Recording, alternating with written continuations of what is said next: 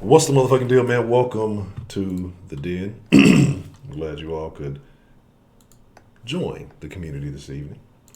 I am your host, Ed Honcho, and as always, it is an honor, it is a privilege, and most of all, it is my pleasure to get to chop it up with you guys each and every night. I hope you're having a solid Saturday. I hope things are going in your favor. I hope the world is turning in the direction you want it to. Tonight, since we didn't have a debate night earlier this this week, we are going to have our debate night this evening. So if you have any issues with anyone, me, things going on in the world, whatever, that somebody may have said, you want to address, you want to discuss, you want to go toe to toe or phone to phone, however you want to look at it, you have the opportunity to do so tonight. Look, we 21 deep. Hit that like button, man. We got 5 likes with 21 folks in here. Let's get it going.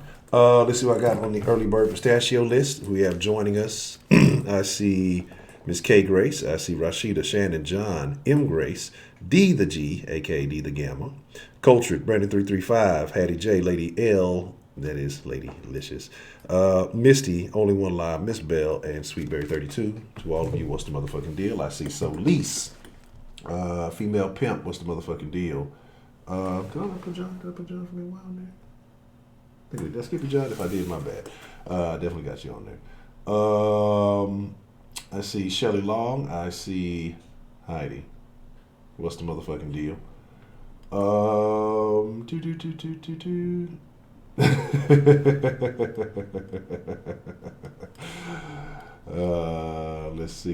Let's see. K Grace has booted Miss M Grace out. And let me see if I missed you. Look, Jack, I ain't dissed you. You know what it is. Sometimes I overlook things. Ah, yes. Where is Angela? Miss Angela's not gonna show up after what was it? Boom Sooners. Miss Shonda Tony, what's the motherfucking deal? How are you this evening? Boom, as in blown up. All right, so let's get into some conversation. Let's get into some interesting topics. And now I know, like I say, we usually have like a little underlying topic to go with other things, and I don't want to distract from the debates. I'm sure there are some issues that need to be discussed. There always are.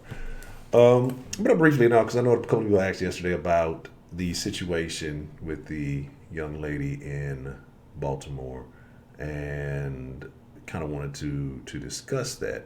And it never fails. And again, people are entitled to feel the way they want to. But it never fails that people have a way of casting the blame everywhere else but where it should fucking go, right? And there was a comment, and it was something along the lines, but, black people love black people.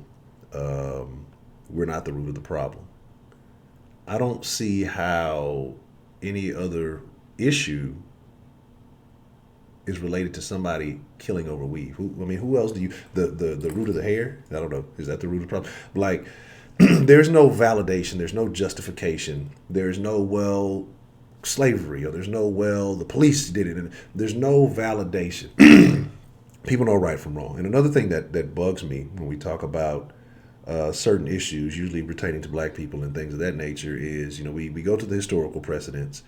But at the same time, how do you have all this history and everybody knows it and everybody is aware of it and everybody realize, well, the reason why this is, it's the system or it's this or that. So if you know these are the things that are causing it, then why fall victim to that? Why play into the hands of that if you know that this is the issue? So once you have a certain level of knowledge, when do you correct the behavior, right? And that's my problem. But again, young lady doing well for herself, I'm assuming a single mom because the grandma's now taking care of it. All those things being said, going against the statistics, going against the odds, started a business for herself at 21, having a storefront, doing well. People don't give a shit. Come in and shoot her in the head because they're upset that they got caught for their own wrongdoing. Not only did they shoot her in the head, they beat her up when she went to go confront them about, what happened, stomped her and all that other shit. Who do you blame for that? Who else is the root of the fucking problem? You know what I'm saying? Um, and so, like, it's like, come on, man. There's a point where you have to take responsibility for your own actions. If this was some type of unjust police shooting, then we could have that discussion. If this was, some type of truly racist act, like a real hate crime, then we could have that conversation. But this is pure hatred, envy, and ignorance, and people acting on that to hurt somebody who's trying to do good for themselves. And so, people get upset when I say there comes a point in time where we have to start separating. I, for the most part, have cleaned a lot of my circle out. I have a very small circle. Very, very small circle. What's the saying? What is it? The value of the circle, and it's a reference between a penny and a dime or whatever. And it just is what it is, because at this point in time, man, you can't really trust anybody. Or not that you can't trust you. If you're observant of people's actions, you really pay attention. You know the type of people that you're around. You know what I'm saying? Yes, Heidi. I'm being all I can be.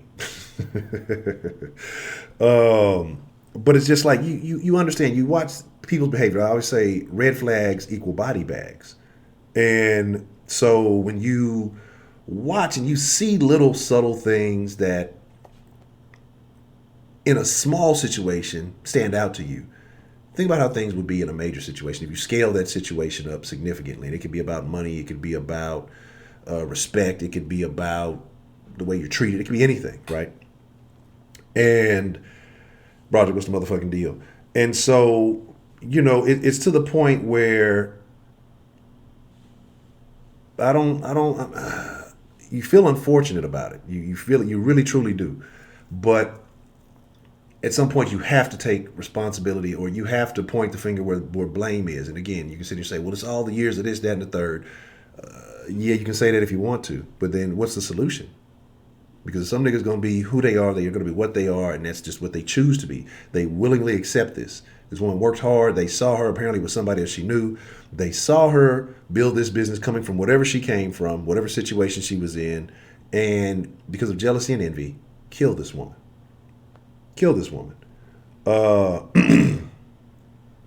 And yeah, and that's the thing, right? Everybody in the hood getting money. We all ballers. And then, but for some reason we do the most impoverished behavior. Stealing, killing, envious. Again, you complain about all the Asians, they got all the damn hair stores in the hood, and they don't treat you with respect. Somebody black opens up a store, you go rob them, right? But then we don't want to talk about that. We don't want to say that. We don't want to speak on that. Oh, well, that's not all of us. That's not all. We're really quick to lump and generalize other groups with one sweep, with one brush, right? But then as soon as you start, especially as black men, I've seen this, that when you start talking about black issues on black issues, well, it's not all of us. Well, if it's not all of us, it's not all of them. And I talk in generalities a lot. And I do it because, one, it's funny. Two, it triggers some people. And three, you get the point. If you've been around here long enough, I mean no harm to anybody. Everybody love everybody. It's not true, but I try my best to have respect, and even if it's not respect for the effort that they put into getting what they want. Respect for the systems they put in place to build wealth for their families or success or whatever, even if it's just small business, whatever it may be. I have respect for that. I admire that because I intend to emulate that. And so, with all of that being said, sitting here hating and, well, we didn't get this or we didn't get that or we don't got this, a lot of it is self-inflicted. And there was somebody else who left a comment, very interesting. And the guy was talking about he had businesses in Chicago, and I think he had some other people who ran some stores in Gary, Indiana. If you see those, give you a chance to watch that video and see those comments. Very interesting. And he was talking about this is from the 80s, 90s, 2000s, I guess up until now. So this is basically, 40 decades? This is 2010s are over. A couple of days, it's over. And 40 decades, 40 years. And he was talking about plexiglass and having to do all that stuff. And he said, how people started, implementing that.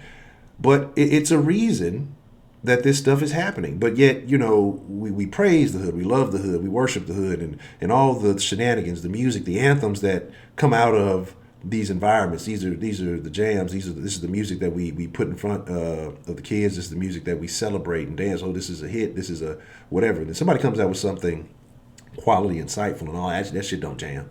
I don't want to think while I'm listening. That's too many words, And then we wonder why these things start happening. But it's all good until it happens to you, you know. Like I said, I used to be less empathetic to certain situations, but now when you see these individual stories, man, it's heartbreaking because it's only getting worse. It's not getting better. Crime as a whole is going down, yes, but the fact that this continues to happen, and we see it in a lot of various areas, and we can talk about leadership, we can talk about government, we can talk about politics and all that. It's not even about that. At the root of the problem, it's the person, it's the people. Because you're going to do what you want to do, no matter who's in office. Trump didn't do it. Barack wasn't going to change shit. So it's the people, And the thing about it, absolutely, Delta Echo Golf, and that's the thing. And I get it. Want to have a good time. I want to enjoy yourself. Want to be, have fun. I get it. I understand all of these things. There's nothing wrong with that. But when everything is about all of this, and this is how you consider elevating, we put these people to the forefront, the drugs, the violence, the glorification of women in the most negative ways. And women, y'all are just as bad because y'all support the shit. If you dancing to the shit and you getting called all kind of bitches and hoes, well, if you stop shaking your ass to that shit, guess what? Motherfuckers will stop making that music. Because if you ain't shaking your ass to the shit on the dance floor, getting attention, niggas wouldn't play the music. If they start saying, hey, we want all the music with the with quality references to women, and that's what the women vibe to, then that's what people would start playing, right?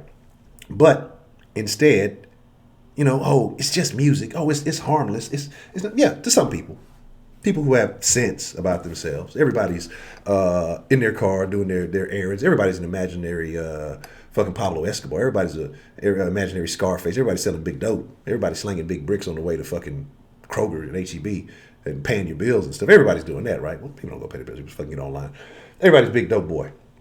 But the thing about it is, and then it comes down to this policy. No, nobody knows who did it, even though all the people were in the store or in her shop that saw it. She wasn't the only one. Or she wasn't the only person there. No, nobody knows nothing. Nobody has any idea. Nobody knows anything. And again, like I said, the two people who got arrested for beating her up, I don't know if they were out or not. But I guarantee if it's not one of them, it's somebody related to them who's mad because, they did bad stuff and you told on them because you're working hard to do something right. And we're mad that you're doing it. Fucking bullshit, man. It's really fucking bullshit. And it will never change until you stop embracing the shit. And especially as a whole, black people. You can talk about, Mr. Honcho, white teenagers buy most of the rap music. That's cool. Don't give a fuck. Again, if it didn't look cool, if it didn't sound cool because niggas wasn't embracing that shit and trying to push that shit to the forefront, they wouldn't do it. And I don't care about the clothing. I don't care about the way you dress. I don't care about all the other things that go on in the hood. You dress however the fuck you want to. Clothing doesn't make you this or that. It can make you look sloppy. It can make you look foolish. But hey, you got your swag. You got your style. Whatever. It's the behavior that comes with trying to have this role. The behavior that comes with all of these things is terrible. Also, it was a real bad situation that happened here in Houston. Like 9 people got shot filming a rap video. 2 people killed, like 9 people shot, and a lot of them in critical condition in the hospital. Now, these weren't black, they were Hispanic. But still, the correlation of rap music, drugs, hoes, violence, this is the stuff we love. And I'm not sitting here saying, oh, I'm better than anybody else, right? I'm not gonna sit here and say I'm better than I was listening to fucking Tupac right before the stream.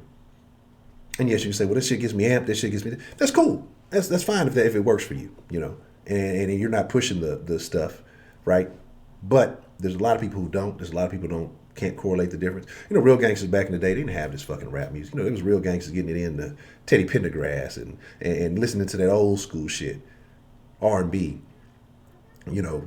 music back then. But they were real gangsters. Now a lot of this shit is just meant to infiltrate a bunch of young, ignorant kids who end up getting caught up in shit, don't know the difference, and glorifying these fake lifestyles that these fake rappers and shit push. But then, like I said, it trickles down, and there are real violent situations and real violent neighborhoods and real criminals. And well, the only reason I got to because it's the only option I got. No, the fuck it's not. If we wouldn't stop deteriorating our own fucking black businesses, guess what? You probably get hired. You probably have jobs. Money would probably flow through the community. It has nothing to do with whites, Jews, Asians, Mexicans, anything, right? Because Mexicans have the same. They have a very high level of violence too. Let's be realistic. They come in, they do a lot of wild shit, but at the same time, they also have a lot of respect for their own community, the family, the structure, and things like that. So while there is a problem dealing with that too, there's also an opposite in which they make it work. They put each other wrong. You know what I'm saying? They find ways out. They find options. We don't do that. So my thing is it's all very unfortunate. And again, an innocent life lost. And somebody came in here the other day. I think it was Latessa. I think it was Latessa 45, and she asked why we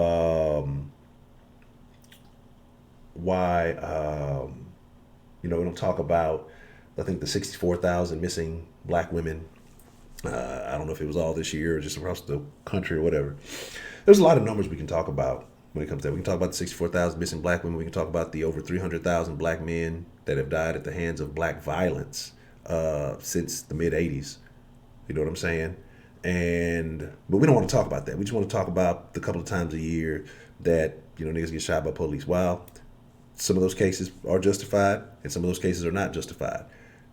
The reason why certain things trigger and why certain things spark is because of the relatability to a situation. If I sit here and tell you, 300,000 people dead and this, you don't care. You really don't care. 45,000 people, 64,000 people, whatever, missing, you don't really care. And the reason why you don't care is because you can't put a face to those numbers. You can't put a name to those numbers. You can't put a story to that many numbers. People don't give a fuck about numbers. You need the visual. You need the you have to see it. So when we talk about individual stories, it resonates more because you can put a face to it. You can go look at, oh man, this is terrible. Oh, this is bad. Or you have an understanding of how it came to fruition. When I sit here and just give you these grandiose numbers of detrimental situations, you don't give a fuck. You know what I'm saying? Like we can talk about a lot of things, but again, that shit doesn't really matter. So that is my, not that it doesn't matter. It's bad because it keeps happening. Each individual story adds to that total, but that's why I haven't really got into those things. People have asked is because again, it's not going to resonate the same. I mean, you're going to hear the numbers. You're going to be like, wow, that's a lot. Okay, well, what is Lizzo doing? Or what is whatever? You know what I'm saying? Like, that's the reason. That's just kind of how people think. That's how people operate. And so that's why I kind of pick and choose certain things that we speak on.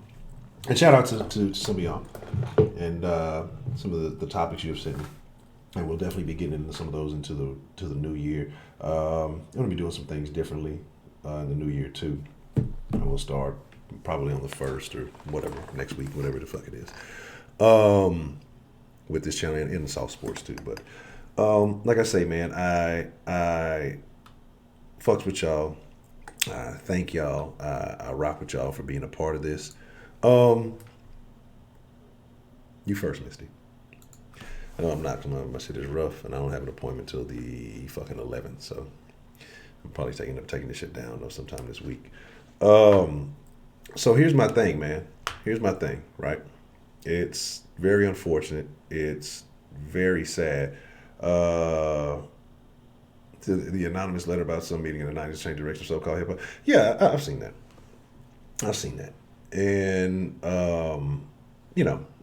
it's neither here nor there because again, you as an individual have to make that goddamn dog. He better not. I didn't have a chance to go out all fucking night. Because he always wants to do this in the den. He's gonna have to wait.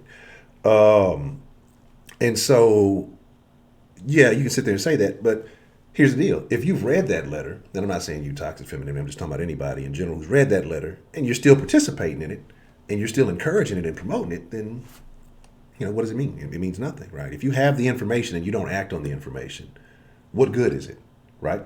Like, what does it matter? So, it's neither here nor there. But here is the deal. Give me just a moment, and, I'm flashing out on y'all, goddammit. Give me just a moment. I'm going to open up the line here shortly. Let me see what I'm looking for. And we will discuss the den debates, whatever you guys have in mind, whatever it is that you want to get into tonight. So if you have any beef with someone in there in the chat and you want to call them out, or if you have an issue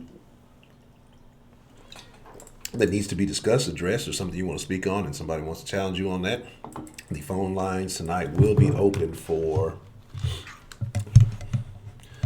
those discussions. God damn it, Scotty, go away. Okay? Like, you're getting on my damn nerve. Fucking laying down, doing nothing. All right.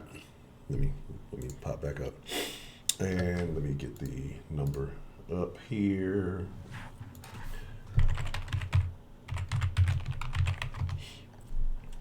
Me and Scotty saw a possum earlier.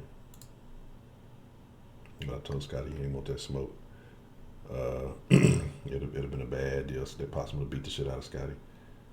And then there would be no more Scotty. That would be unfortunate. Scotty always want to. Scotty don't want to pick fights. He doesn't ever try to get a grade. He just gets nosy, and nosy people get hurt. Nosy dogs, especially. That fucking possum would fuck Scotty's world up. Fucking possum as big as the damn dog, running around in the fucking rain and shit. All right, bow. There we go. The number is up. Let's get some calls in. Like I said, we're going to rock for 2 hours tonight. Mix the crew and get y'all some love this evening.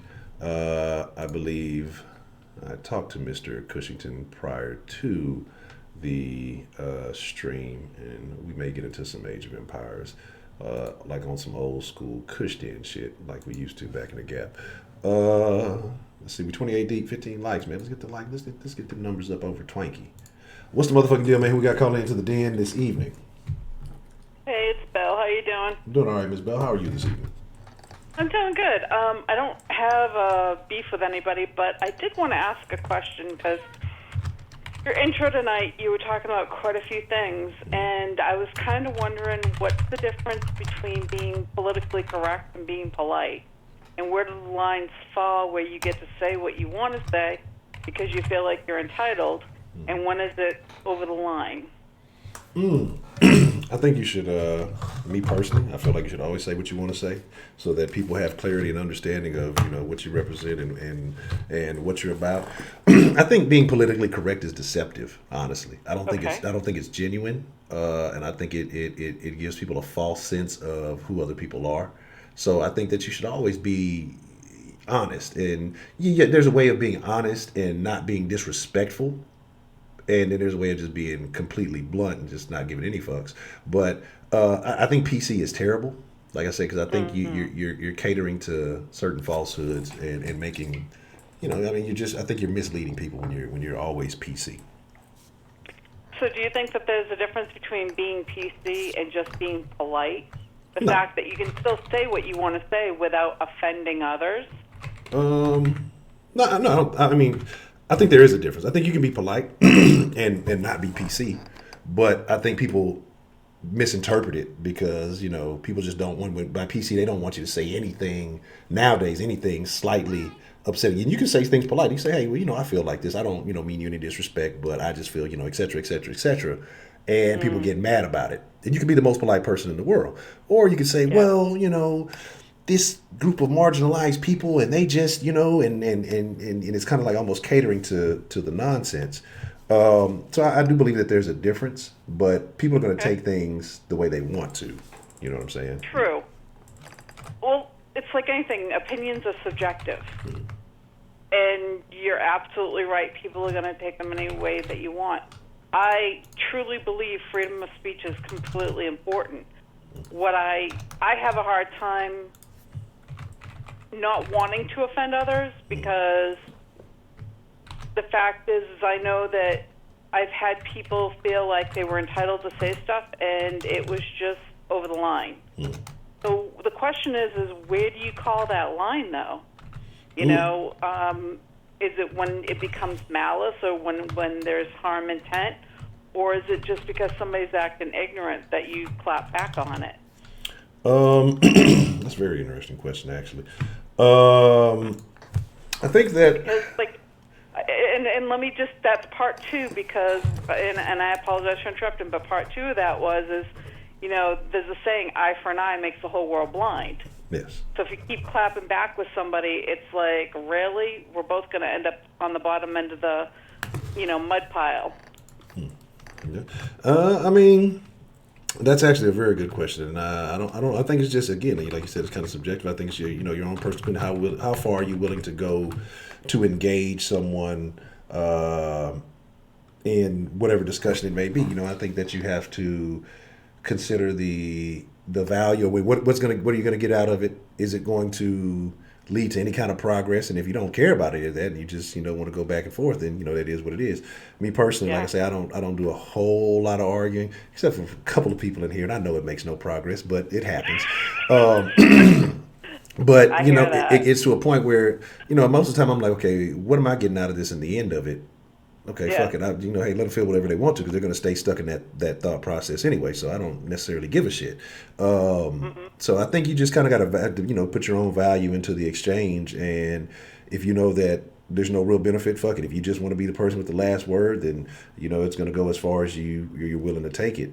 But like I said, I just think that's an individual situation. For me, I've realized that when I get to the point that feel like I'm sounding even petty, that's the time for me to cut it off, because I don't like being a petty person.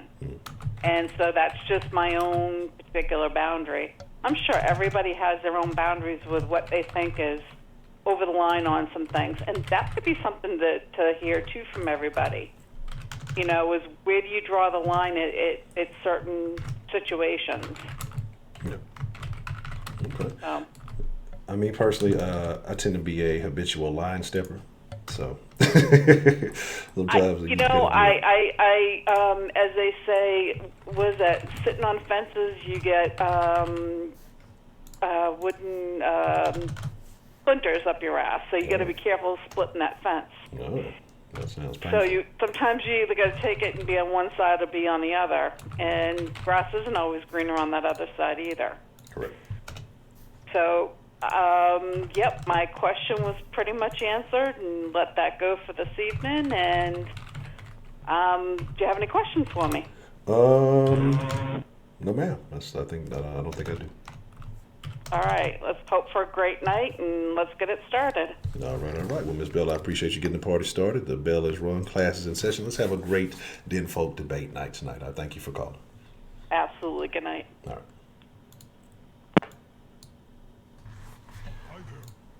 All right. All right. Who's the last person? Only. Okay.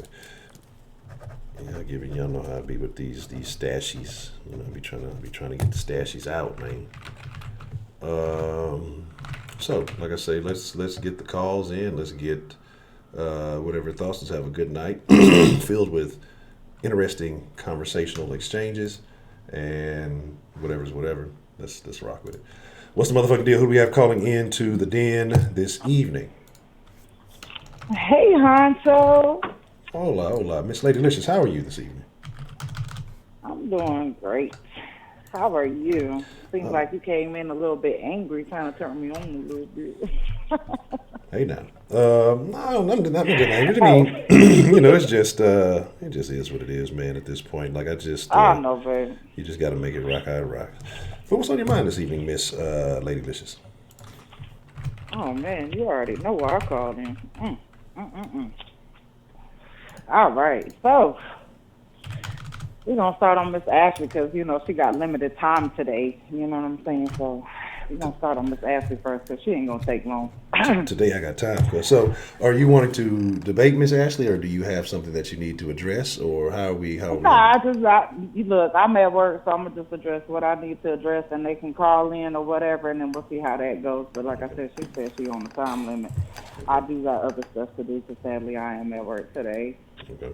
Which sucks, because usually I'm not even at work on Saturdays. But anyway, do what you got to do. So, All right, so Miss Ashley, all right, so she called back again the other day talking about, oh, my lady, let's just leave me alone and just let me do my own thing, and she attacked me and blah blah blah. Okay, bitch. First of all, again, you are fake, and the reason why I say this is because even after our debate the first time, you know what I'm saying? After I called in, and I didn't know it was a bad thing. You know what I'm saying? When somebody misunderstands what you're saying, or that you're trying to resolve a problem or whatever, I didn't know it was a bad thing, you know what I'm saying, to apologize for it, you know what I'm saying, but obviously Ashley sees it in a different way. I thought it was just human nature, you know what I'm saying, especially if you consider yourself a good person, you know what I'm saying, so I thought I was doing the right thing, but I guess she feels otherwise. Okay, whatever. Anyway, and then she's like, I don't know why she's attacking me and blah, blah, blah. Okay, well, first of all, like I said, you're fake. You know what I'm saying? We had this whole little debate, thought it was squashed, you know what I'm saying? But not even 2 seconds after we get off the phone, you already in the chat room talking about, oh, I'm ready to troll some white people today. So I guess that's what you're talking about as far as going back to doing what you do is troll motherfuckers. So go ahead and keep trolling with your fake ass. Okay, boom. That's it for Ashley ass. I'm done with her shit. Now, Kenneth. Wow, he's not even here today. What an ass. So anyway, Kenneth. Okay, so bravo to your little rant, you know what I'm saying, how you want to talk about me like you know me. Okay, cool. You know what I'm saying? It was kind of funny, you know what I'm saying, but I'm not pressed because really you don't know me, so everything that you said to me is really irrelevant, so dismiss on that shit. But it was funny how you said the shit, though. I mean, sound like a whole bitch. I mean, Ashley got more bass in her motherfucking voice than you do. You know what I'm saying? That's a shame because I know my voice deep, but Ashley got more bass. So next time you come at me, please talk to me like you got some nuts, dog. For real. Anyway, and let's see. Oh, and to give you some insight, because he said something about how do you pay up your insurance, right? Mm-hmm. Okay, let me give you a little lesson, okay? For everybody that does pay car insurance, okay, you have a premium amount that you pay for 6 months up, and you got the month by month. So obviously, since Kenneth only knows about the month by month, we already know where the fuck you at. I paid $647 for my 6 months, okay? So yes, it's up and paid in full, okay? Thank you. Now, he said he was going to be a millionaire next year, but you supposedly at a photo shoot and you eating goddamn Domino's, bitch? Really? I'm not going to talk about anything else because I'm just talking about facts. This is the shit that you specifically said. Okay, so how does that work? I mean, at a photo shoot, if you got money like that, baby, I'd be eating like shrimp cocktails or, you know what I'm saying, something fucking caviar. I bet you ain't even taste that shit I have. But I'm pretty sure, you know what I'm saying, if you doing so motherfucking well and you at a goddamn magazine shoot and all this and that kind of shit, you damn sure as hell ain't finna be eating no goddamn Domino's. Like, bitch, what you get? The $5.99? Okay. Well, but that's pretty much all I really had to say. Everything else that he was talking about, bitch, you just sounded fucking whole retarded. The whole fucking conversation. But really though, what really pisses me off, you had a whole chance to speak on the LGBT community, and you only said 2 motherfucking things about it out of your whole hour motherfucking conversation. You had the whole chance and fucking opportunity to speak out for your gay people, and all you had to do, all you did was rant about me about what? What you think you know about me? What you think you see about me? A crew cut? Bitch, it's a bob. You being gay, I figured you would know that shit. But, anywho, and as far as taking stuff personally, you know what I'm saying? Yeah, the broke thing does kind of bother me, Honcho. And I'm not going to lie. And the reason is because I'm pretty sure I told you about it. You know what I'm saying? I have been down to my lowest low. I was homeless. I ate out of fucking trash cans. And yes, when I didn't have nowhere to motherfucking sleep, I slept in a fucking abandoned trailer. So I guess I was trailer park trash once upon a time. I guess we can say that. Cool. You know what I'm saying? But for you to motherfucking downplay somebody that's been through their worst, you know what I'm saying? Even if my situation was that right now, what does that really say about you that you want to downplay somebody for their fucking misfortune or what they going through? Just like how he sat there and tried to downplay, telling her 1 in 5 women, I bet you like 2 motherfuckers in here got beat up. I bet you 2 motherfuckers in here at least got herpes. Bitch, really? And yeah, I take that offensive because I did get my ass whooped. I call into the motherfucking den because I feel like that I can tell my story to some people hoping, you know what I'm saying, that my misfortune helps somebody else. You know what I'm saying? Hoping that whoever's going through that right now, if you are going through that, I'm so sorry, baby, but trust and believe. Keep your head up and you can get out of that situation, whatever you're in. Because I did it and I'm living proof of that. So whatever the hell else he's fucking talking about is totally irrelevant. You know what I'm saying? But you had the opportunity to speak on your motherfucking gay friend. You know what I'm saying? And you wasted that whole shit just talking about me or what you thought you knew about me. You know what I'm saying? But it's cool. I ain't got nothing to prove to you, period. You know what I'm saying? Most of the den might not even believe half of my stories. You know what I'm saying? Which is cool, too. You know what I'm saying? I'm here to tell my story, hoping that it helps somebody. I call in jokingly about some shit. You know what I'm saying? Hoping to make somebody motherfucking smile because that's the type of person I am. That's what I want. You know what I'm saying? That's what I want for others. You know what I'm saying? If I can do that, goddamn, I did my good deed for the day and I'm happy about it. But you're not finna sit here and goddamn keep trying to play me and then downplay me on my mishaps or somebody else's. You is a fucked individual for that. And fuck that. For real. So, even honestly with that story yesterday, you know what I'm saying, with a bitch bit my clit and all this and that kind of shit, yeah, ha ha, he. You know what I'm saying? But that same motherfucker that was down there with that bitch is the same motherfucker that sat there and kept me captive. That's that same motherfucker that whooped my ass, had me scared to motherfucking leave. That's that same motherfucker that had my ass black and blue with his fucking handprints on my ass. You know what I'm saying? But I do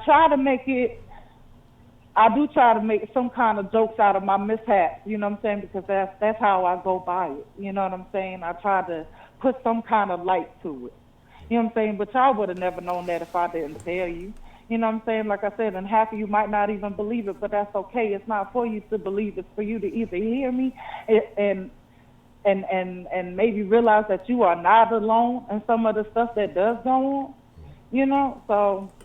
I mean, that's pretty much what I'm here for. Everything else, I mean, you take it for what it is, man. But that's all I got to say about it. Everything else that Ashley got to motherfucking say, anything else that Kenneth got to fucking say, I'm over that bullshit.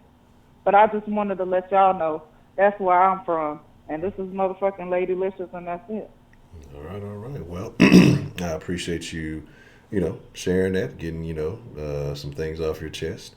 And yes, and I do recall some of the stories, when you were first coming in here, and things that you shared, and very touching stories, very, very, very heartfelt, because, you came from the heart with those things, and we appreciated that. So, and like I say, well, I appreciate you calling in. Is there anything else that you would like to say? Nah, that's it. I love y'all. Y'all have a good night. All right, you too, Miss Lady Lisa. I appreciate your call. Appreciate it. All right. Okay. Interesting. Very, very interesting. So, there's that.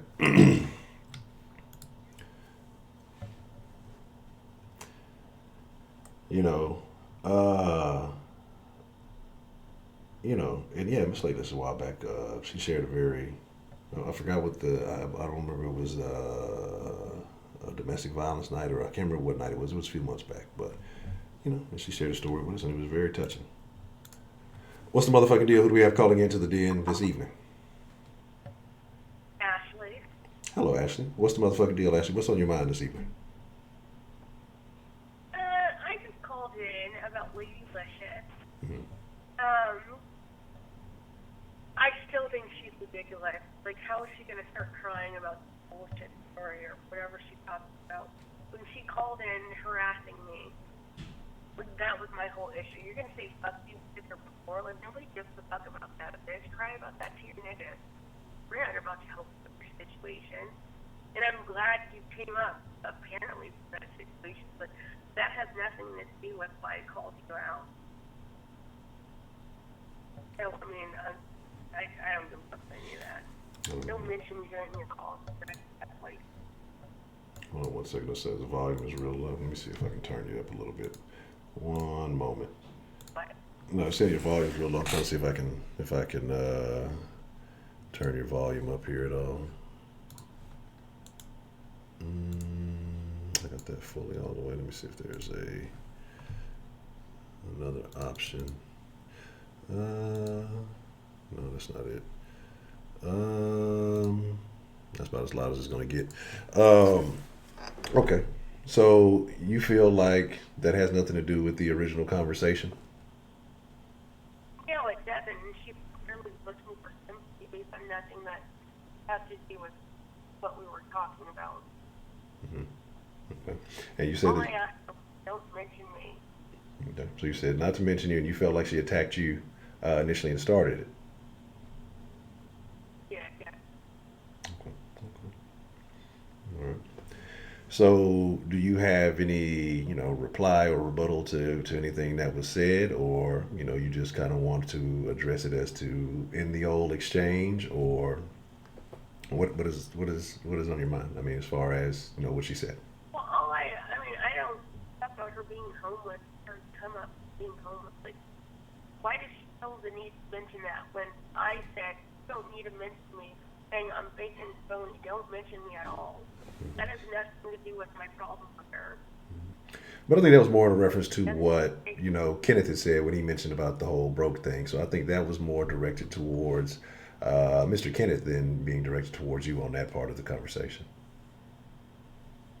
Right, but even at that, she's still looking for sympathy because Kenneth wasn't talking about her struggle being homeless. She doesn't know if Kenneth knows anything about that. He literally made a specific reference to her saying she was broke during the call, and he said she must be broke. That's what he had said. He didn't say, oh, you were homeless, and maybe he doesn't know your struggle. That has nothing to do with anything. Why don't you keep your mouth shut, and people won't mention things that you feel sensitive about? Okay. Okay.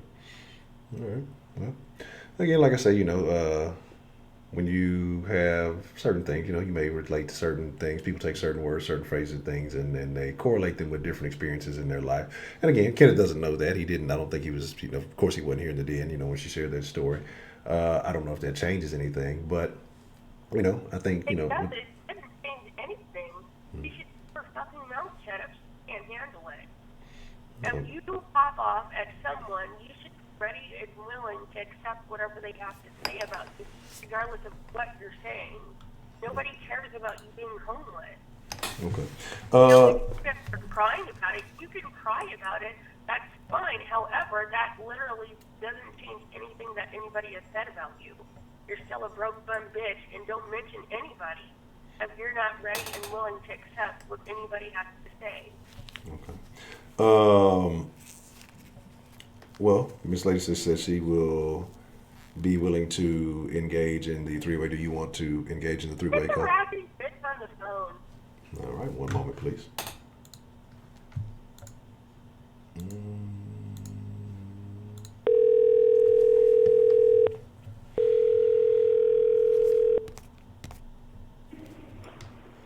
Hello?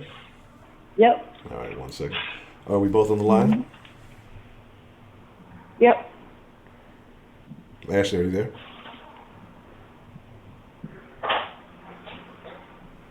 Hello? Oh, shit, we lost that.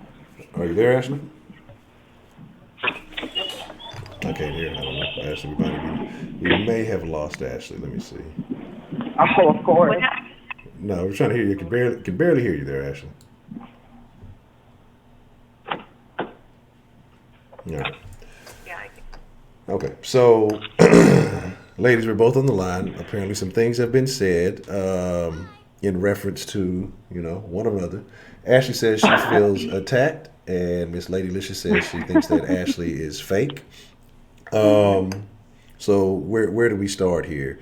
And I forgot what was the original issue at hand that started this whole confrontation here. I mean, like I said, because she kept saying like little slick shit in the fucking chat room, how she trolling people and white people and how she ready to get back to it and blah, blah, blah. I mean, don't call in talking about, oh, I don't know what I did and blah, blah, blah. You fake as shit. You know what I'm saying? Like, completely. How am I fake? Yeah, just the fuck it was, Ashley. Get the fuck. Wow, so now that wasn't even you? Okay. Now you're a liar on top of fucking pathetic and so sorry excuse for a goddamn human being. You know what I'm saying? Keep on, Ashley, because you're making yourself look fucking dumb. Stupid asshole. Go ahead. Keep talking. You talking about I'm fucking crying. You goddamn right. I can cry about whatever the fuck I want to because that's my motherfucking story. Whatever you got to say about it is goddamn irrelevant, bitch. You can call about whatever you want. Okay, exactly. So what the fuck are you talking about? My beginning. Why are you crying like a fucking... My beginning about you is what the fuck I said about you, bitch, and that was 2 motherfucking seconds. That's all I had to say about you because you irrelevant, bitch. You a nasty, lying-ass, motherfucking fake-ass hoe, and that's just motherfucking that, bitch. And if I want to call out your name just like how you called out my name, bitch, hey, that's just what the fuck it is. Don't sit here and talk about I attacked you, bitch.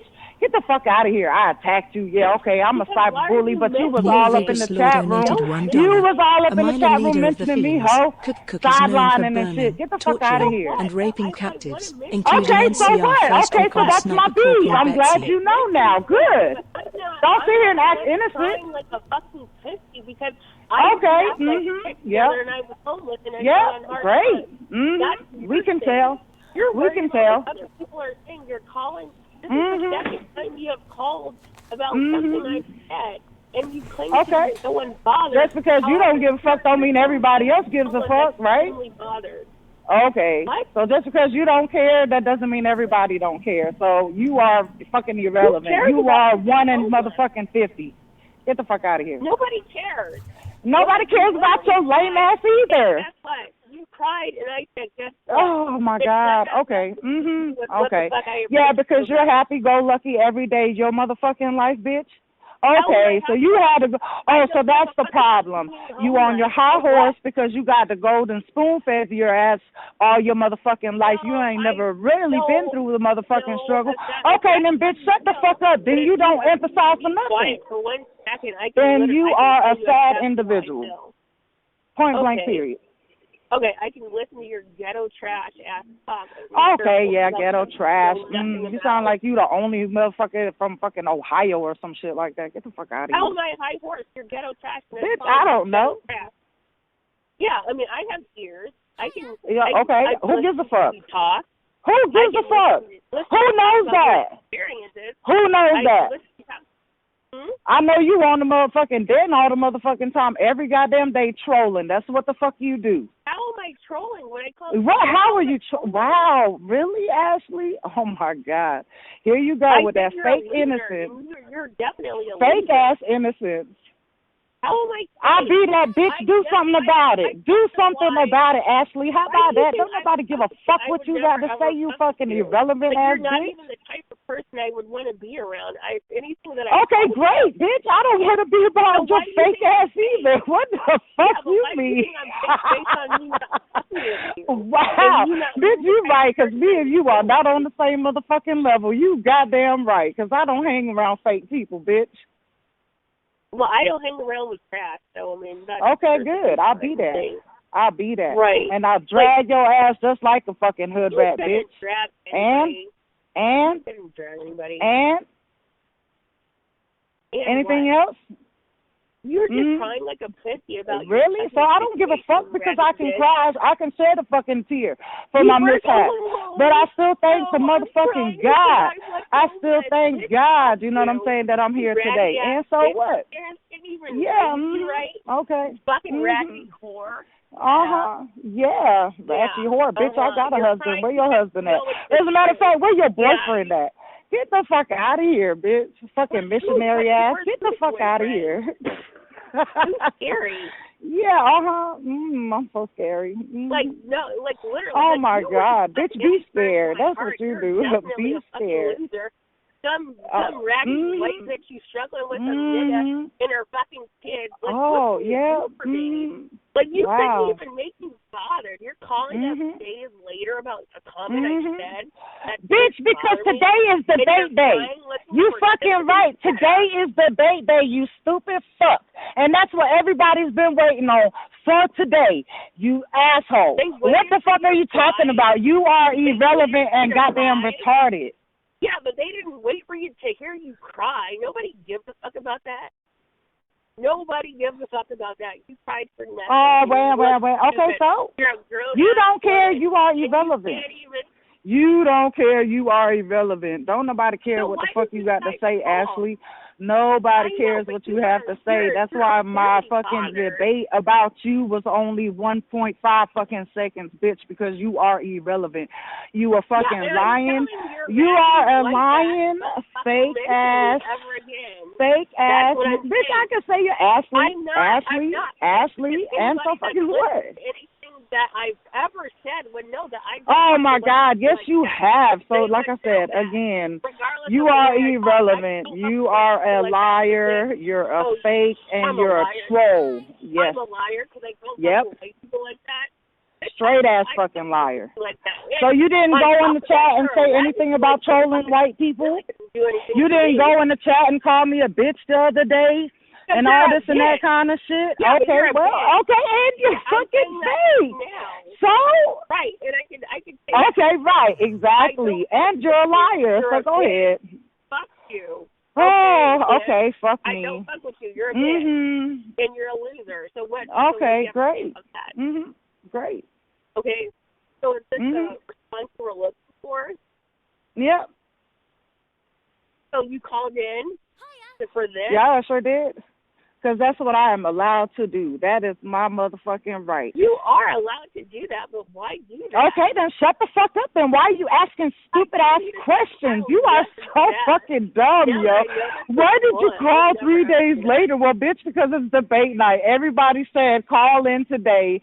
Then, I mean, really. Yeah, but I'm saying, what's your rebuttal to what I have to say? What? I honestly, I'd appreciate that. Go back to your chat room and motherfucking keep doing what you do. You fake ass, lying ass troll. Get the hell on. Oh, yeah. Go ahead. Oh yeah. Ain't your time limit up, bitch? Dismiss. Dismiss. You're irrelevant. You're a raggedy motherfucker. Your parents. Yeah. Your job was raising you. Yeah. Sure. You're using Kenneth's word? Wow. And crying out of poverty? You're crying on the bed about that? You're a fucking loser. You're a fucking loser. Yeah. That's great. So guess what? When people listen to this and they listen to your story, the only thing they're going to get from it is what not to fucking do, because yes, you climbed out from poverty, but you're still a raggedy. That's good. I hope so. Like I said, my whole intention for my stories is to help somebody, you know what I'm saying, hopefully in their need. A fucking not to do story. You're a fucking loser, you raggedy ass bitch. That's what you are. I mean, yeah, that's exactly why you cried, because he had a nail with you. He called you a raggedy, broke bitch, and who cried in here? Who called up and cried? That's why I cried. Okay. That's their fucking life. You're still lying. You're a raggedy motherfucker. You're so fucking lying. Oh, wow. It is. So why did you cry? And you're still such a liar. That hit the nail on the head for me. Oh, wow. I called in crying. Bitch, you the one that called in. Oh, Angela, a fucking Lady Licious is attacking me. Oh, my God. And I didn't even fucking do anything. Oh, my God. Like, why does she keep having my name in her mouth? Like, oh, my God. Get the fuck out of here, bitch. You are fucking dumb and delusional and still fucking irrelevant. Oh, great. How about you put a dick in yours? How about you do that? You're so ignorant. All right. I'm just saying what you're saying. That does sound ignorant, don't it? I don't know why you had my name in your mouth. Because I just told you why. Are you fucking dumb? Are you deaf too? Oh my God. You just I'm over it. You're so fucking irrelevant. Be over it. Go I am. Cry with your food service job, raggedy ass bitch. Good, All right, so I feel like any possible progression in this situation is absolutely out the window. Hell no, fuck that bitch. Yeah, hell yeah. We're gonna stupid leave bitch. all this anger from me and that's 2019. All the way until 2000, fucking, I don't know, however long I'm alive. Don't cry to the nigga. Oh, shut the fuck up. Can't nobody even hear you, bitch. Turn up your volume. How about put your fucking face to the phone, ho? Or get a new phone. Obviously, your Bluetooth ain't working right, bitch. Your fucking $10 Bluetooth off of Wish is not working, bitch. I don't order off. You what? What? Huh? Right, of course you can't hear. Get the fuck out of here. I can hear. I said I don't order off of Wish. Oh, she got louder. Hey, Ashley. What? Wow. You're like so fucking raggedy. What, did you finally put your ear to the phone? You done talking to your $10 Bluetooth? Is that good? What? That's good. What? Oh my God.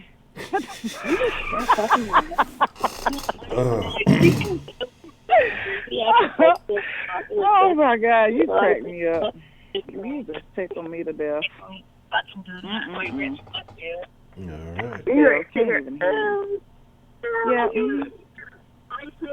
Dirty, raggedy. Keep talking shit about me crying. That's fine. It just goes to show what kind of fucked individual you are. You know what I'm saying? Hey, that's fine. Keep talking, Ashley. I say that Go ahead. all the time. Huh? I don't fuck with white people at all. Good. Yeah. I'm glad you don't like this one, bitch, because I would have drugged your ass face to face. Fucking weak ass bitch. You attacked me. Okay, weak ass bitch. Victim. Come on now. Okay. I mean, that's Come on now. Not me, so I don't give a fuck about you. I'm not fuck out of you, you raggedy ass kid. You raggedy ass kid. You're fucking. Go back to work. You're dope head. Go clean up your hotel rooms. Go do something, bitch. Do something constructive, please. Oh, my raggedy kids.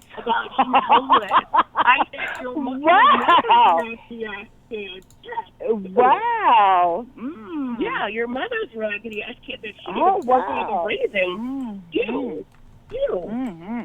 So you big mad or little mad? I think you big mad. I'm not mad. Wow, you talking about people's family. You're not mad at all, but you're talking about people's family. Wow. Damn, Ashley. Who else? You gonna talk about my cousin too? You gonna talk about my dead daddy too? You gonna talk about my grandmother too? Oh my God. Go ahead, Ashley. You're so nice. Fucking great. What a ignorant bitch you are. Yeah. Oh my gosh. Go ahead. All right. Keep talking. So, this is just you so talking much yourself? anger. Oh, Lord, and the bitch crazy. I'm talking my shit. You right. You talking a whole lot of shit that stinks out your motherfucking mouth, bitch. You a liar, and you need to go brush your teeth. Sideways. You a liar, and your breath stinks. I'm a liar. You're right. You're right. Bitch, go back to work. You just cried because you're right. All right, so like I said, we're definitely not resolving anything in this conversation. If anything, it's probably gotten significantly worse. I don't know where we have arrived. Well, we left off. I was saying she was trash. What? Can you speak into the phone? I said you're trash, and whoever raised you is trash. And they get a piss poor job, and it shows.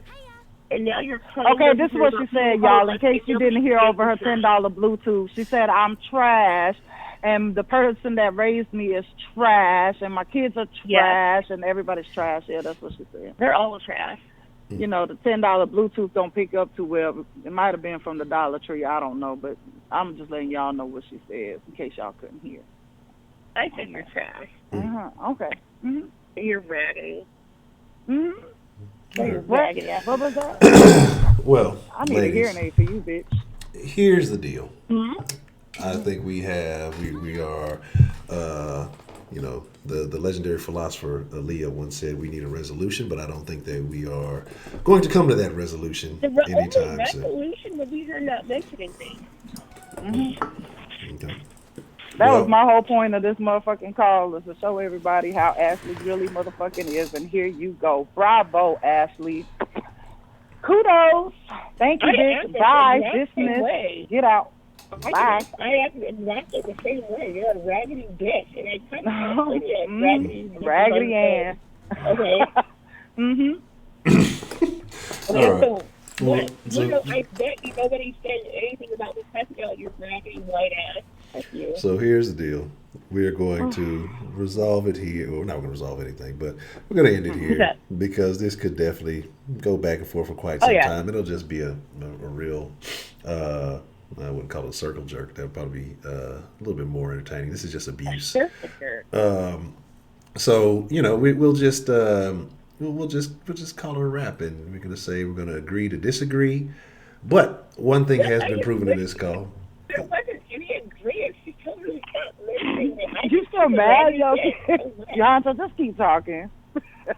Can't nobody hear her dumb ass anyway. Go ahead. I'm sorry. Go ahead, Honcho. And so, like I said, we will just call it a wrap. And but I do appreciate the both of you for, you know, airing out your grievances. They may need a little bit more airing out, but I don't think that's going to change anything. So what we'll put a poll in the chat and let the people, you know, get their vote on. But I think this is where we will end this one here. And so I appreciate the both of you for participating. You're very welcome. All right. Well, y'all have a good evening, ladies. And thank you. All right. Bye. Bye. So the one resolution that we did get out of this, this time is going to be a 5 for yes and a 18 for no. But here's the thing about this, right?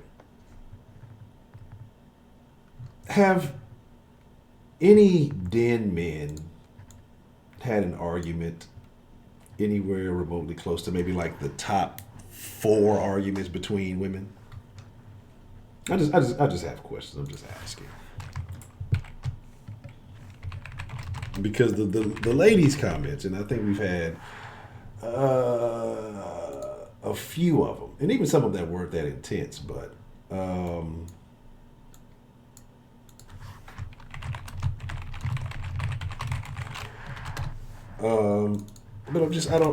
think the men folk of the Denfolk, I think they've been way more cordial. We say men are toxic, right? No, I'm just wondering. Let's see. Let's go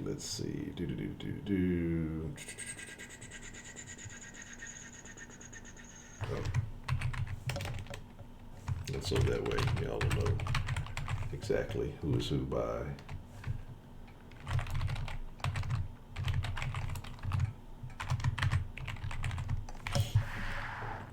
If I spelled it right there, but give you guys 5 minutes to vote. Vote for free, and there we go. Oh, I guess I gotta actually add that. That helps, right? All right. So exclamation point vote space the number to pick correctly, and you know it is what it is. You know. Or where are we going? Are we going where, Ali? Ali, what's the motherfucking deal? How are you this evening? -2. So We will take the votes. Make sure you vote appropriately and accordingly. You say in the comments on the phone. 'Cause I mean, I don't think the gentlemen just, we're all prestigious gentlemen here. We come here to debate society, politics, and the future of masculinity in society. Only the good things. And the women, they infiltrate, they denigrate, and they just violate. Terrible, terrible. No, I did that by the screen name, so that way everybody knows, what is what, who is who. Interesting. Yeah, I mean that's really what it is. Like men settle their differences physically. I think if it gets to that point, and then depending on the quality of the altercation, generally once that's over with, it's a handshake and a going about the way. Now, if there's some other level of hate, then somebody gets shot for making rap music. But that's what it is. But what is the purpose of dragging? I mean, we'd rather physically drag than verbally drag, So, I mean, it is what it is. So, right. Eve had the game ran on her by the snake. That's what I say. It's whether you believe it or not. Here's my whole view of the thing, right? So if the origin story and everything. That's why I say every man can be a sucker for pussy. Every woman can have game ran on her. These are the faults. Eve had the game ran on her by the snake. Adam was a sucker for the pussy, so he ain't want to lose Eve, and so he bit the bullet also, or the fruit. But so I mean that's where we are now. I mean that's just kind of how it happens. Y'all are definitely more vicious, internet vicious. So there's that. So my thing is this, right?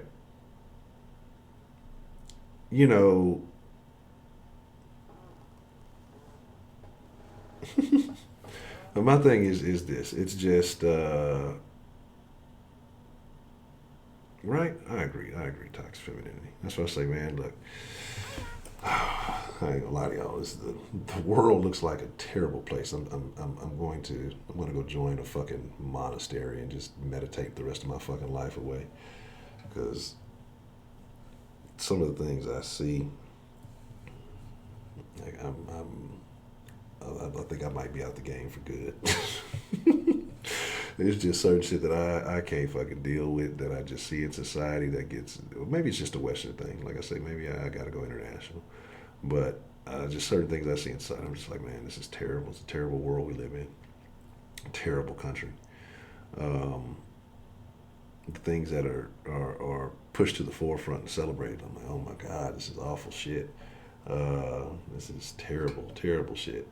And so, I don't think I'll be entertaining too much in the near future. Definitely need to get into a state of solitude because it's okay, man. Look, that's a whole other conversation. If I had to leave this terrible country, where would I go? I don't know. Being honest, probably.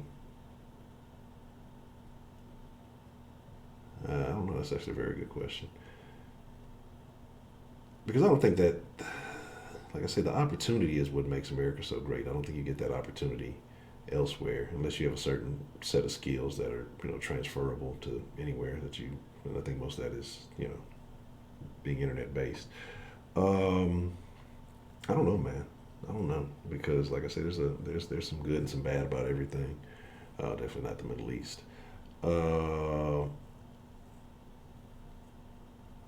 Let me see. A Catholic oath of silence for 1 year. So I just log onto the den or sign into the den and just sit here. Can I do sign language, or do I have to type everything in the chat for people to know what the topic is, and then just listen to calls and shit? So Very interesting. 1 year only. Whew. Yeah, I definitely have to. I'd have to relocate. Cause I mean, it's not a big. Don't think I watch like TV or anything like that. I'd have to definitely disconnect from just do nothing. Um, that I wouldn't say I couldn't do it, because I think, like I say, prior to the den, especially saucepan, I don't really talk a lot. So, um, maybe, maybe I can give you 6 months. You know, that means I'd have to get rid of Scotty too, because I have to talk to Scotty. So, among some of those who are silent, if that's the case, if everybody's playing by the rules, then I guess so. How do you know what to mean? So do you eat the same shit all the time because nobody complains about the fucking food? Like, how does that work? Uh, fuck you, Professor. um, I mean, I guess if you disconnect, honestly, because if you disconnect from all the bullshit and you just, focus on what you got going on in your mind, yeah, I think I could. I think I could. Because, I mean, like I say, it's the media and all the bullshit that gets pushed, to the forefront. If you have to communicate with others and all of this stuff, like, I think, you cook your own food? I'll bet. Um, yeah. No, I mean, I'm playing no Xbox. Because then you're going to be like, fuck, I fucking died. Oh, I got to start over. Fucking, I did good. I was 11 months in. And then I fucking played Hitman or some shit and fucked up. The text with nowhere. That's how I already watched the fucking Texans. I just sit there and just.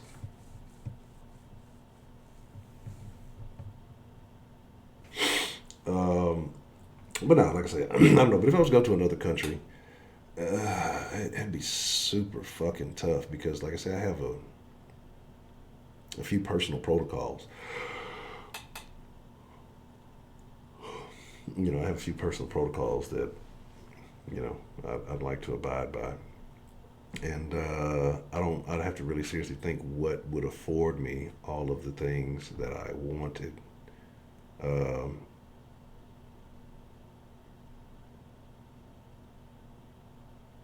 Very interesting. Very interesting. So, I don't know. I'd have to think about that one.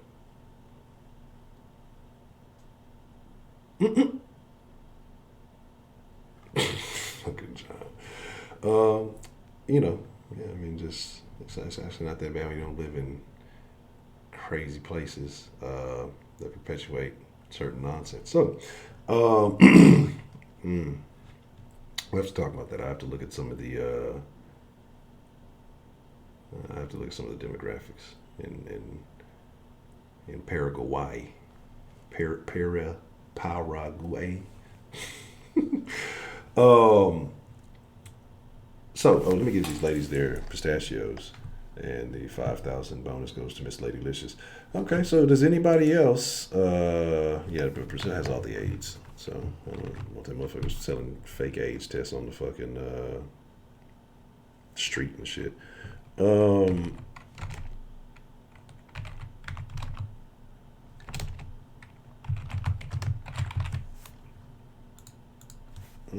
Like was it 15,000 for calling in?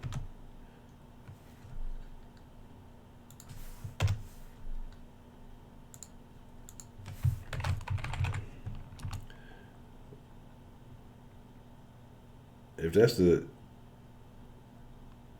let me see. Speaking gibberish. My thing would be like I'd have to move somewhere, like especially if I'm gonna have some solace and solitude. A place where the reefer's legal, and I got a nice view, and I'm good. I wouldn't give too much of a shit after that. Give me some good books. Give me some fucking.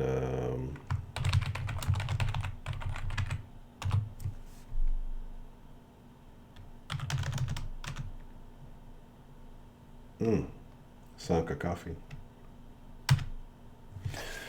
No, I wouldn't go to Jamaica. It's not even legal there. I fucking go over there. I fucking get stuck. They're like, you're a fucking native. Don't try to Don't try to fool us. We know you're from here. Dreadlock Rasta.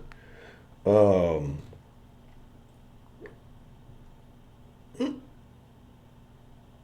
so, I don't know. Maybe not. I don't know, Kenneth. I don't know. Permanent? No. I've been thinking about a lot of interesting things in my life, but I don't think I'm going to say this, but I'm probably fucking lying. But I don't know. I don't think I can entertain too many of the shenanigans. Like I say, it's too much weird shit out there. Too much weird shit going on nowadays. Um, and so, like I said, just things will, if they fall in line, they do. If not, then no, we'll figure it all out. So, yes, the ASL, absolutely. Yeah, bring that. That's what we need to start doing. I was thinking about the other day, like, we need to start. That's how we need to start starting off the fucking chats. The young folk don't know nothing about that shit right there. That AOL shit.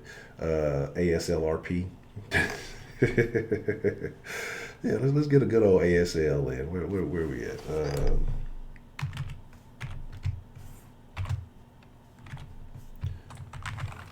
Anybody who doesn't know what that is, we definitely know your age range. How to get your block list? You want to block people, or you want to remove people from the block? Because I think you have to go like in your like channel tab and go to community settings and stuff like that to remove people. But if you want to block somebody, yeah, let me see. Let me put it up while we're talking about it. I think somebody else asked about that. Okay, well, that's that. So is that the only beefage that we had this evening? Why is it telling me to fucking sign in? What the fuck do you mean?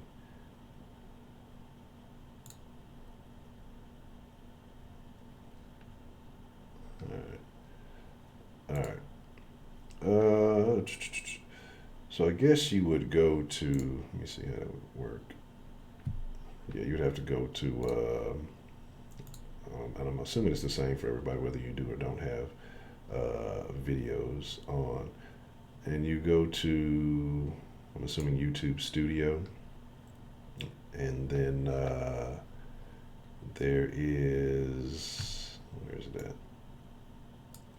There's a thing on the side in the left tab, whatever, panel tab, whatever the fuck you want to call it. At the bottom that says settings, and then in the settings there's community. And then under the community you have, it says automated filters. It should be under that. And you'll have like I think three boxes down. It should show a list of people I think you have hidden. I don't know if it works the same for y'all, but I'm assuming that's how it works generally. So, and then the like hidden users, this would be the box with all the people you have blocked in there. I didn't realize there's so many hidden users in there. So,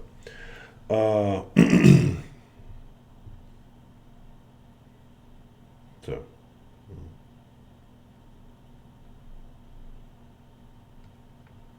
10, that's terrible. That's also terrible, Misty. All right. The Simpsons fucking, that's crazy. They've never aged. Tennessee is a terrible place. Y'all are gonna lose tomorrow just because. Yeah, I tried to get on whitepeoplemeet.com and fucking got banned. I tried. It didn't work. Nah. If they did that, people would be so upset. What's the motherfucking deal? Oh, do they have one? What's the motherfucking deal? Who do we have calling into the den this evening? I like that. She just told her ass off every which way. She was bitch. But she didn't get as many bitches as I got in there, but she was, Lady Licious is on top of her name. So you felt like Miss Lady Licious won the argument? No, I think Lady Licious is on top of her game, and it's just time to actually just shuts the hell up and quits aggravating the hell out of everybody in there. Because that's all she does. And then she wants Kenneth to come in there so that he can get up there and talk about gay stuff for an hour. And she's doing that on purpose because she wants him to get mad. And she don't even know him. That man could go jump off of a bridge or something. He's very unstable. One minute he's cooking, what you call them things, crawfish and biscuits and all this stuff. And another minute he's out taking pictures of naked people on Sundays. And I don't know what else is going on. But Ashley just needs to shut up. And I'm not having no more fesses with her because all it's going to be is bitch. Because that's exactly what's going to happen. It's just what happened. Lady Licious, but Lady Licious got her told, like, even more so. Like, I didn't scream, but that girl right there, I bet she could drag Ashley's butt all over the place. Okay. So I'm serious. She would be dragging Ashley's little skinny ass. Well, Ashley might be fat, I don't know. But she could be dragging her little ass all over the place. So, Ashley just needs to shut up. I mean, listen, Honcho, listen. Okay. Yes, this is Ashley, and I'm coming into the den so that I can show you how everything should be so appropriate. And you just talk so, improper. And I just want to let you know that Lady Licious, you're just a bitch. And oh my gosh, it's just, oh my word. I mean, damn, where is she from? Like, is she like, she's ignorant. Ain't nothing gonna change my mind about her. She's a bitch-ass ignorant fool.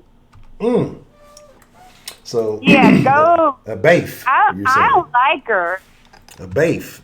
Huh? Is that what you're saying? You're saying she's a baif? Bitch-ass ignorant fool? It's not like a MILF, it's something new. So, Miss Misty, as you could probably expect, Miss Ashley has a response. He's not taking too kindly to your references. Would you like to discuss this with a group conversation? No, I do not want to talk to her. She can talk all she wants to in there, and then she can go over there and fry chicken or whatever it is that she wants to do with Kenneth and go. And then how in the world could she talk about somebody Mexican when she said that she was talking about a Mexican guy was the first person that she, out of all these old people she talked about she slept with, a Mexican person was one of the best ones that she ever had sex with. I mean, really. She's just ignorant, stupid. I mean, you can put her on there, but all she's going to do is say the same old stuff. I don't know why you had to say anything. I didn't say anything to you. You're just ignorant and dumb and stupid and trash and this, that, and the other. Well, that little green-headed mop face looking... Okay, but I mean, I feel like it should only be fair. You come on to address that she is allowed to, rebut. Yeah, let her come on with it. Come on, let's go. Come on, Cletus. You're going to be walking over here with, what was it, Yeah, with 5 fingers? Bring her ass on. Let me whoop her ass up drag her around with that thing that Lady Licious was going to drag her with, because she's a fool. Okay, give me one moment. I think this get Ashley on here and let's tell her what we think about her. All right.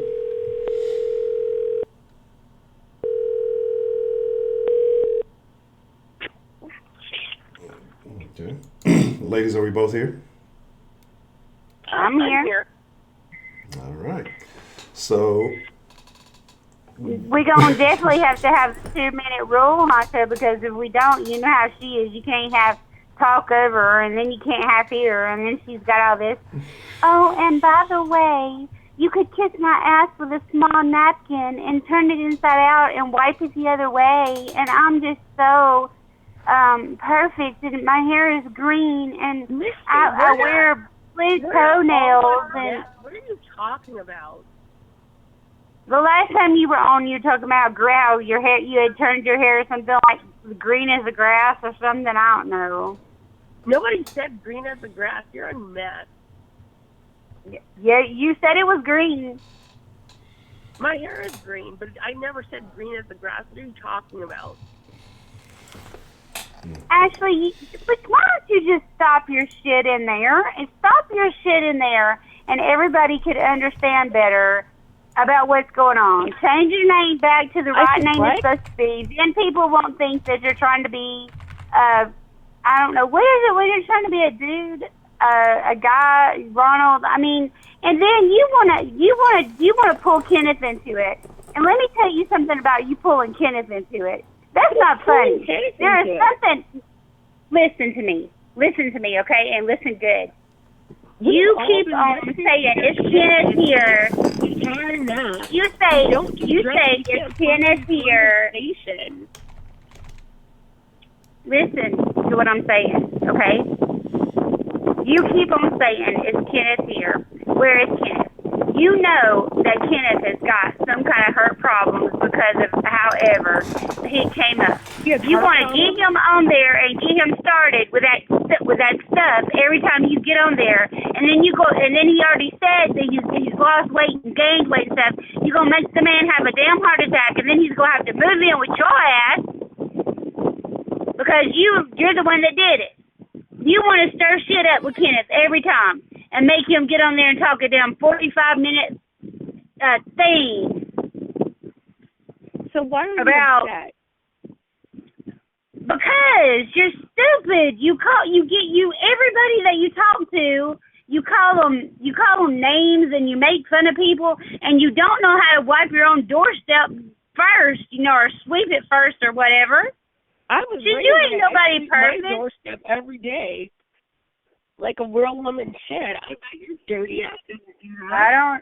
I don't think so. And you don't know shit about me, and I don't give a fuck about you. I think you're a bitch. I can guarantee you, your dirty ass doesn't do that. You're over here calling up on your fucking mess rant, worried about Kenneth. Kenneth didn't say he needed some flabby white knight to save him. Don't you worry about who I asked or what I asked about.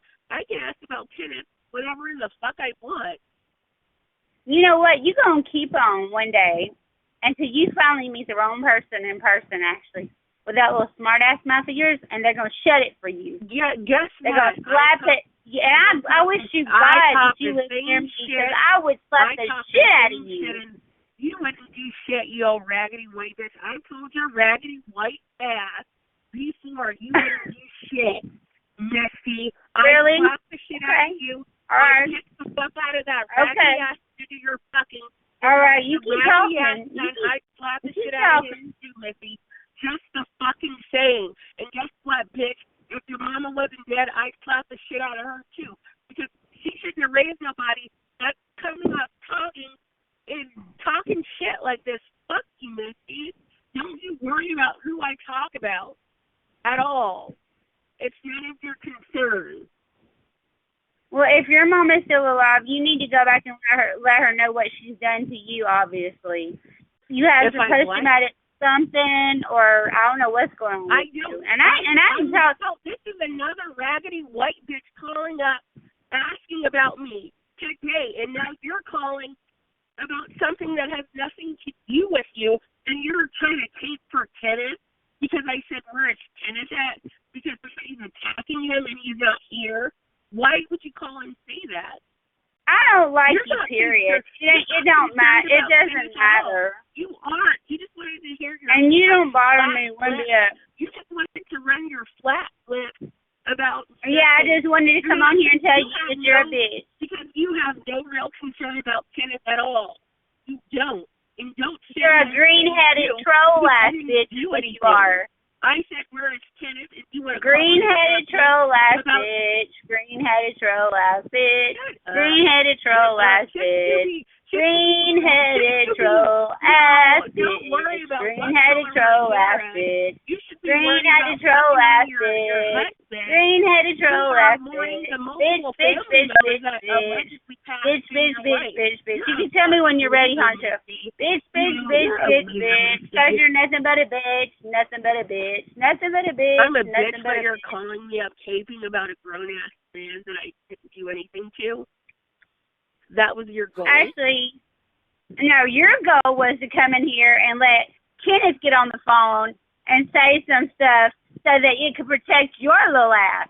Because you knew that Lady Licious was going to come and cuss your ass out up one side and down the other. And guess what? She did just that, bitch.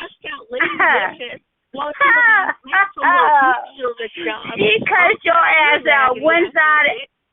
She cussed your ass out one side up and down the other. You're so right. That is so fun. Like, you are. That's fun. You're just mad. You're big mad. You're mad because she got your ass cussed out and the people in the den voted for her and she won, bitch. Missy, guess what? Guess what? You lost, bitch. You lost. Bitch, you lost. You can't stand it because you lost to her. Because she can talk way better than you can. And you want to talk, and you want to sit here looking like some little green-headed, troll-ass little somebody who don't mean shit. I can't hear nothing you say. La la la la la la la la la, because you're just a bitch. You're just a bitch. You're just a bitch. Bitch. Add those to my other bitches, Honcho. Okay, Misty. Yeah, because you're just a bitch. I don't give a damn what you have to say, because you're a bitch. You're a bitch, you're a bitch, you're a bitch, you're a bitch, you're a bitch. Especially when you start talking about, look, you know what? There are some things that are off limits. No, there are some things that are off limits. That would be your kid or your mama. And that just proves what a low down, sorry, son of a bitchin', fake ass whore, big ass, probably putting up your ass, just in your, and then sticking it right in your mouth, bitch that you truly are. Yeah, because you wanted to talk. You just talked about my dead mama and you talked about her kids. That's all you got, bitch. Goodbye. Get her off the phone. I ain't talking to her no more.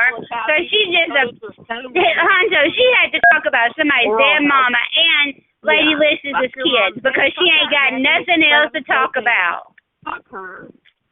She's probably in hell. Girl, you need to go on somewhere and sit down. You ain't nothing. Yeah. Go pray for your. You need to go on and sit down somewhere because you ain't nothing. I already figured out what you are. You ain't shit. You ain't shit. You ain't shit. You are not shit. I could be Mariah Carey too if I need to. Yeah. And look how you're acting. You sound so dumb. No, because you ain't shit. You gonna sit there and talk about the woman. You're gonna talk about the woman's kid. Then you're gonna talk about my dead mama. That's okay. You can talk about my dead mama because I know where my dead mama is. But you know that's fine. You can do whatever. That just shows how low. That just shows how low you are. Hey, would anybody like for me to sing a song? I'll just be like Miss Rashida and I'll sing a song. Bitch, I'm sure somebody would rather you than you. Okay, Honcho, let me try this for you. Amazing grace, how sweet the sound that saved a wretch like me. I once was lost,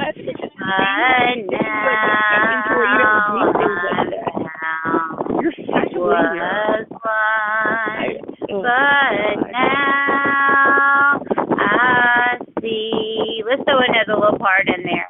Ashley's a bitch. Okay, go ahead. All right. You're a loser. This is. Yeah, we're going. I don't know where we are. We have. I know where we are. Here's the she deal. had to talk about somebody's kid and somebody's dead mama. Now, is the deal. I'm gonna just. I don't care about nothing she did. I'm done. I got nothing about that on this. lady's kid and my dead mama. You know what I'm saying? And that's crazy. But I don't really care. I'll sing her another tune. That fucking raggedy racist I'm going to. Ain't nobody racist because you call people. You were up there calling right now. I'm just Honcho, Honcho, I'm fixing to go, okay? I'm going to go and let you deal with finna hang up the button because we're getting Honcho, you go ahead and go. I know what. All right, so, yeah, yeah, this is, that was tough. I don't know what just happened, but I think we all lost on that one. I've only played hung up on people like twice. I mean, we were winding that down anyway. It's this, but I think they're still actually maybe on the line with each other, so that would be very entertaining. Yeah, that got absolutely nowhere. I think that was at least where we kind of figured out where the insults were going in the first call. This one just I don't know what happened. So that was too much for me on that one. What's the motherfucking deal? Who do we have called into the den this evening? Oh my gosh. Look at her butt. It is like so big. What's on your mind? No, Ashley? why is like being attacked in here? Like, I have no right to free speech at all. That's because you're black. I can't believe it. Like, I wasn't even able to listen, but I was like, listening at the chat. And then he called. I'm like, what did you even call? I don't even know what just happened on that last call. That is. I mean, we were all on meth, so I mean, it was pretty hard for me to translate. God, she is such a loser. This has been a very interesting evening so far. A 50-year-old deflated body woman acting like that. Like, God. Terrible. Oh, okay. So you feel personally? So you felt personally attacked, blindsided by that last call? Is that how you feel? Like some loser piggybacking off what another loser has to say about me. Like, this is all ridiculous. Yes, I agree. I do feel attacked, especially by Misty. Like, stop mentioning me. And she says, "Oh, you want to mention my kids?" I've told her plenty of times I literally have no limit. I don't give a fuck about her. Like, okay, if I don't have a problem with you, I won't mention it. However, if I do have a problem with you, I don't care. Me not having a problem with her is me not mentioning it, but I don't care about her. I don't care about her husband, her son, her mother, her father. I don't care about any of those people. At all. Well, what if they're nice people? They clearly aren't, because they didn't even do a well enough job raising her.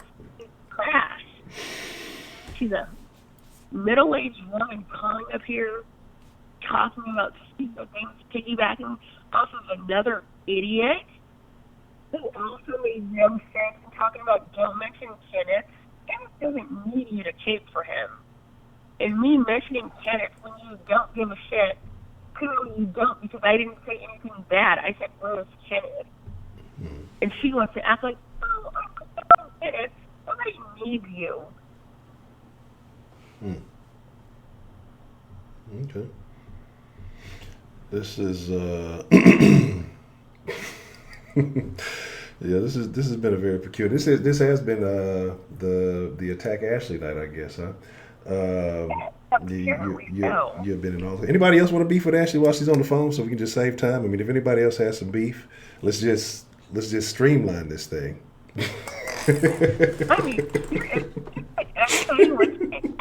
Everybody wants a piece of Ashley. Okay. This has been very. I'm not gonna say this has been very entertaining. This has been. There's been a lot of stuff going on. Like how? Okay, so Lady Licious got mad because I apparently attacked her over some comment that she said she was joking about, and whatever. So she had made comment. I got upset about it. Whatever. So we hashed it out. And then I made some comments attached, and I said it was pretty game that nobody would be upset with it at that point. He she decided to attack me about it. So she can say something that I can't.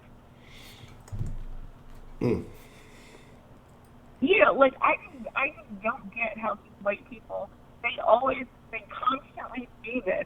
They act like they're being attacked, but really they're doing the attacking. I figured it was fine when she had attacked me, and I said, okay, well that's fine. You know, whatever, we can do whatever we want in the chat, free game. But I mentioned her, and she says, oh, you're faking funny. Like I literally never told her that I thought her or that I liked her or anything like that. I never told her that. So and based on anything that I've said, she should have never, ever gotten that phone from me at all. And I'm sorry if she felt that way. But no, she's not the type of person that I would ever deal with. I got two questions for you, Miss Ashley. She's trash. What? One question is, do you get into conflicts often in your personal life? Like what?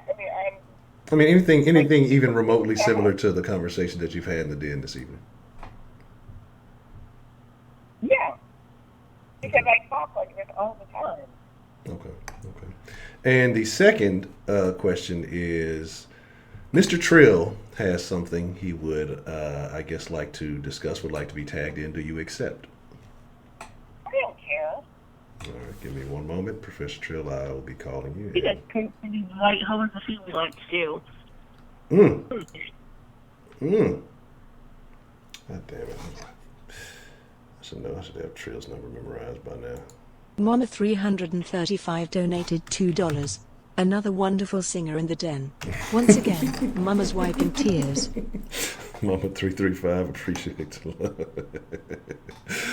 Oh, I'm just gonna turn this into a singing competition, and that's what we're gonna do. I know I wasn't sure. I hope this is the right number. Let me see. God damn it! What the fuck? I'm definitely about to call the wrong. What the fuck is this shit doing? This fucking alternating numbers. All right, there we go. One moment.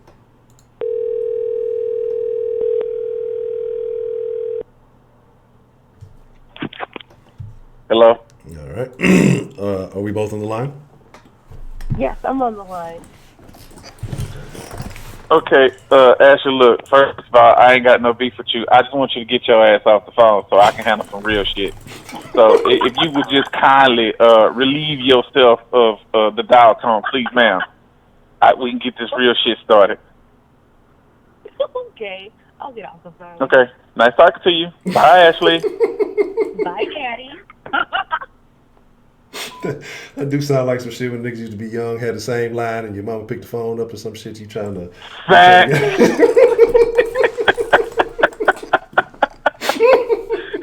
Y'all don't know nothing about that. See, y'all don't know the struggle. Y'all all got your own cell phones. Y'all don't know how it used to be with the landline action. What's on your mind there, Professor Trill? First of all, I got an issue. I got beef right now. All right, what's up? I want to know why Hattie won't get her ass in this Cadillac. I'm tired of trying to be nice. I need your ass to call in so I can hear your excuse. Right goddamn now. So why won't Not Hattie get in the yesterday, caddy? not tomorrow, right goddamn now. Okay. Appreciate the love, just Sarah. So the issue is Hattie don't want to get in the caddy. Yep. Just Sarah donated $5 through Super Chat. Misty said new Kenneth Ashley need to go fried chicken. Then Misty tried to change it to Lake Beach. That's super fucking funny. There was a lot of low key jabs that have been taking place today. I don't know who all people. And there's one that I saw. I got to go back and. So goddamn funny. I've been laughing at everybody. Broderick, you a hoe ass nigga. John, New York, you a super hoe ass nigga. I've been reading this. I've been dying, man. Oh, John, New York, you a hoe ass nigga, boy. Man, I've been that motherfucker dying. I'm telling you, like I'm trying to keep it straight. Part of it is between the call, and then part of it is between the chat, and I'm just like, man, oh my God. And Heidi, you know you ain't shit. You're man. Some of the shit she been writing too, fucking hilarious. I've been laughing at y'all ass the whole goddamn time. No, it is. So does Hattie accept? Does she or does she not? She scared? Let's see. I do not see a response from Miss Hattie, so I think she's avoiding the caddy. Nah, probably so. Well, all right, well then I'll let her make it this time. D Love, you up then? Mm. See what beef you got with me, goddamn. You talking about you gonna call me out? So let's see what he's talking about. D Love just be talking shit. D Love don't be want to call nobody out. He talking about call me and it is nah, I don't want to call. I'm just messing around. You ain't. D Love ain't about that action. Call him nigga to the square. Shit. Well, if anybody got beef with me, let it be known right now. Challenge any and all comers except for Kenneth. I ain't finna do that shit again. That's enough.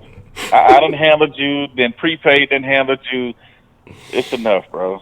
It's enough. Okay. That's fucking funny. Man, it's been a very peculiar night. I don't know if this was a good. And Heidi, you still on the shit list. You ain't gonna never get off until you call this motherfucking number. Wow. So you can run. Your ass cannot hide. You gonna see me eventually, goddamn. Eventually. Man, it has been a very interesting. I didn't realize we've already been along as long as we have. I thought it was still. Maybe I must have talked for a long time to start the stream or something. When I was on my little rant about the. Wasn't too bad. You was on some real nigga shit though. Yeah. Normally I would disagree with you, but after watching that fucking video you posted earlier, man, that shit pissed me off. Yeah, that's what I'm saying. That shit really made me rethink some of my own shit. Cause you know I'm a not for snitching either, but in a case like that, bro, nah, fuck that. Exactly. Like, where does it start though? Exactly. And if you continue to abide by that shit, it's just gonna get worse and worse. And again, you know, but when the shit happens, you know, people. You know, well, cops ain't doing this, that, and the third. But then on the other hand, you not trying to do anything. Like, it's only so much information. Most of the reason shit gets solved is somebody is saying something or somebody giving something up. So you know when people are doing good, and you still not willing to support the good by, you know, relaying whatever information. And I understand the sense of fear, and you know, I don't want this to happen to me because she tried to do the same thing. I get it, but at the same time, if people don't start taking a stand and start saying, okay, hey, well, I'm a regular citizen. I ain't signed up for all this bullshit. I just want to live a regular life. And you don't start changing that culture, then the shit is only going to get worse and worse and worse. And you ain't going to ever have shit. And then you're going to be mad, well, why we got this or why we got that? Because nobody wants to build anything there because you basically going to take a loss. Because somebody who don't give a fuck about trying to do shit is going to take advantage of your situation. So either you get harmed or you get killed or you lose money or you start a business elsewhere where you feel like you can thrive, and then people are upset, well, we don't got this and we don't got that. But it wouldn't make sense to do it. If you're risking your life to open up a business in the hood, who would fucking do that? You know? So it's a fucking point. Yeah. So that's my whole thing. Like I say, if you in that shit, if you in that life, then yeah, you signed up for that shit. That not snitching, you know, whatever you got going on and everything else, you signed up for that shit. You put your name on that dotted line. But regular people who are just trying to live regular lives, like, yeah, I mean, you got to come together and figure some shit out. But, you know, again, I get it though. I get it. You know, hey, well, you know, such and et cetera, et cetera. You know, I don't want to get caught up in this. I don't want to get caught up in that. But yeah, I mean, you got to do something. Otherwise, it's gonna be, you know, you're gonna be the next one. If somebody you love is gonna be the next one, and then you're gonna be wondering about why. It's because nobody did anything. It wasn't me. You know, it ain't me. It ain't this. I'll go over here. I'll go over here, and you know, they don't care. People don't really care, and that's the fucked up part about it. Like, you know, we get mad, we get upset, but people really don't care, man. And that's the fucked up part about it to me. Yeah, somebody got to start giving a fuck. Why not you? Yeah. And then the cold part is they did this shit in broad daylight in front of her customers. Like, man, come on, man. That's what I'm saying. Like I say, you know, and I get it. I get everybody when they get upset about the police shootings. You say, well, you know, they supposed to be trained and everything else. And again, we can talk about specific situations where that is an issue. But this shit happens that we doing this shit, ignorant shit to ourselves. And if it's street shit is street shit. You know, it is what it is. You know, again, I'm not justifying it, but we still doing that damage to ourselves. But when regular people are getting caught up in this nonsense, people who working 9 to 5s and just trying to provide for their family or have a better life or whatever it is, and they getting caught up in your bullshit because you don't want to act right, You know what I'm saying? To me, that's disgusting and fucking depressing, really. You know what I'm saying? So it's like, I mean, I don't know. I mean, it's really fucked up. Over some bundles, though. Yeah. Some fucking hair, and that's the crazy. But you know, we was like dope. I mean, because that ain't the first incident, no shit like that happened. I remember. Man, that's not the same thing, Honcho. But One is on a whole lesser scale than the other. I get it, but what I'm telling you, man, niggas is robbing these stores. Why? Because they can get off that weave just like they can get off some dope. Because they know that shit is gonna sell just like dope, and that's why it happens. I remember it was a weave delivery service. And they were out delivering something. Some motherfuckers robbed them. Like, wait. Yes, exactly. This was weave delivery, just like Domino's Pizza. Did you just say like pizza, weave? Not weed. Weave. Hair delivery service. Yes. Hair weave killer. Yes, sir. A weave fucking delivery service. This is, I mean, that's what I'm saying. Like, it sounds funny, it sounds like a joke, but this is why I say the things I say about it. And again, if some people disagree with me on it, fine, whatever. Wow. I just have my personal feelings about it. But I'm not mad at this young lady for starting a business and trying to thrive. Like, I would never knock business. I would never knock business. Whatever you're getting into, if it's legit, I can't knock your shit. I may not like what the business is about or whatever, but I will never knock anybody's hustle. But yeah, this is like this. But this is what I'm saying. This is why the stores always get robbed. Anytime you hear about a black store opening up with some weave or something, they getting robbed, getting knocked off, and because the motherfuckers know if I take this shit and hit the block with this hoe, I'm gonna get off this shit today. How many motherfuckers you know got the illegitimate hair salons in their apartments and everything? And so they gonna get rid of that shit. And then, come on, I know you remember. I know you saw the World Star video a few years back when that store closed down. They threw all the fucking weave in the trash.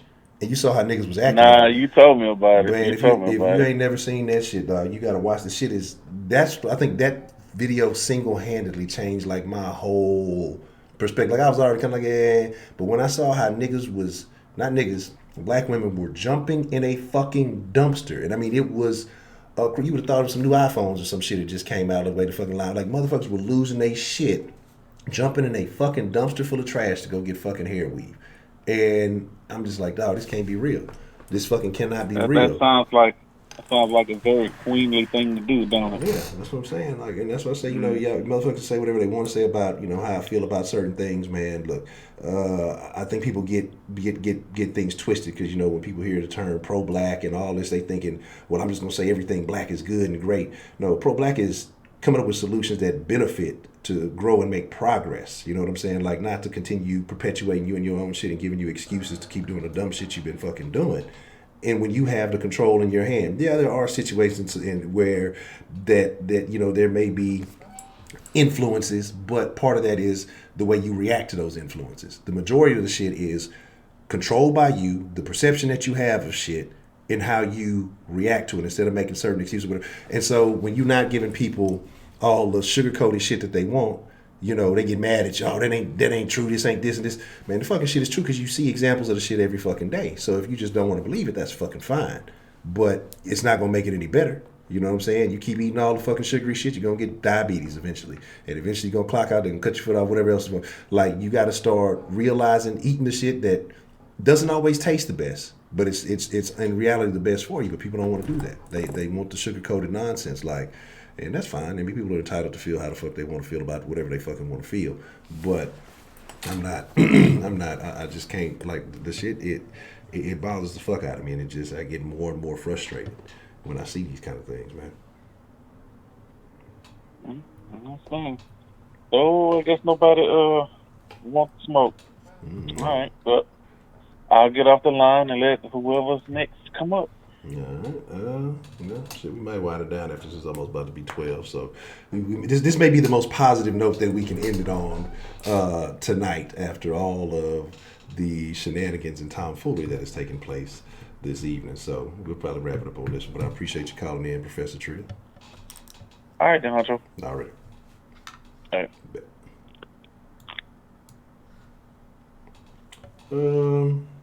Yeah, one little quick call. Let me see what this is, right? And after this, we'll wind it down after since it just popped right up. What's the motherfucking deal? Who we got calling into the den this evening? Napper.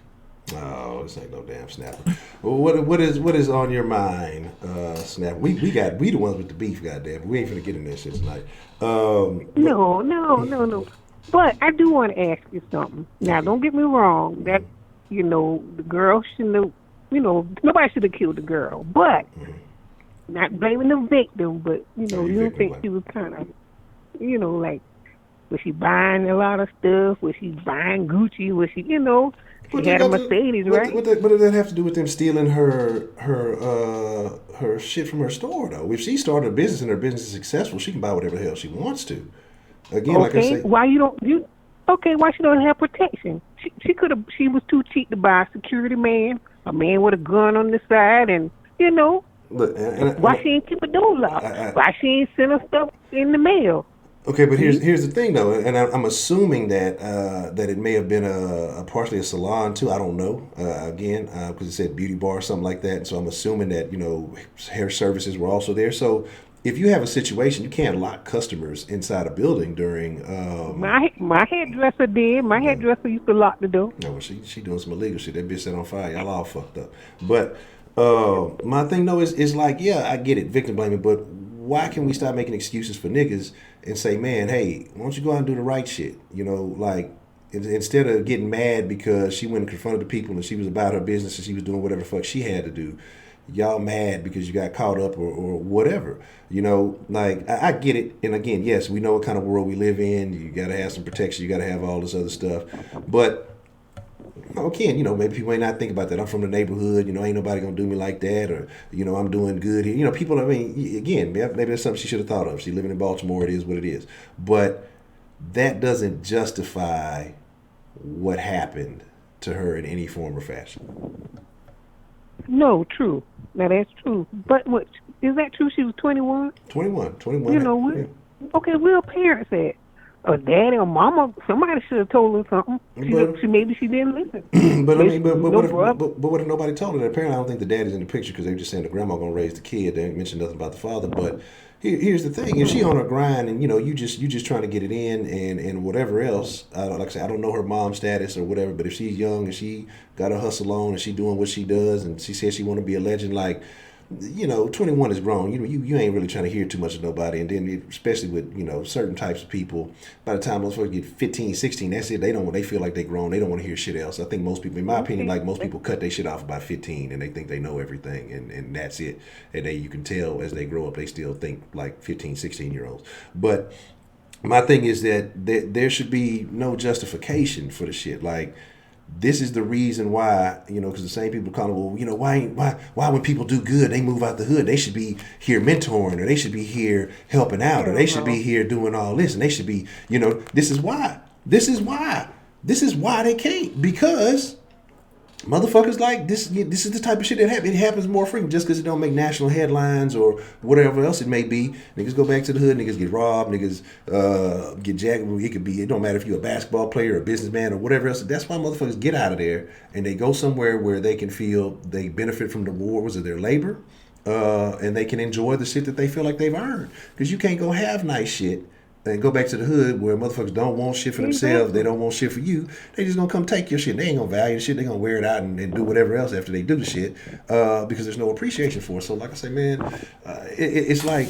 And you don't think her grandmama told her that? You don't think her grandmama told her? My grandmama may have never been in business, so how would she even know to think about something like that? She could have just been, who knows? She might not have had a whole lot going on. She could have been a working woman her whole life. She could have been a project mama. She could have been anything. I don't know, and I'm not going to make any assumptions about it. But if she's never been a business owner, you're not going to think with the mind of a business owner or an entrepreneur. You're going to think with the mentality of a person who is working or who is an employee and not an employer. So she may not even thought about this. She just might have been proud. Hey, my daughter's doing good. She got her shit going for her, and she's young, and she's going to be successful.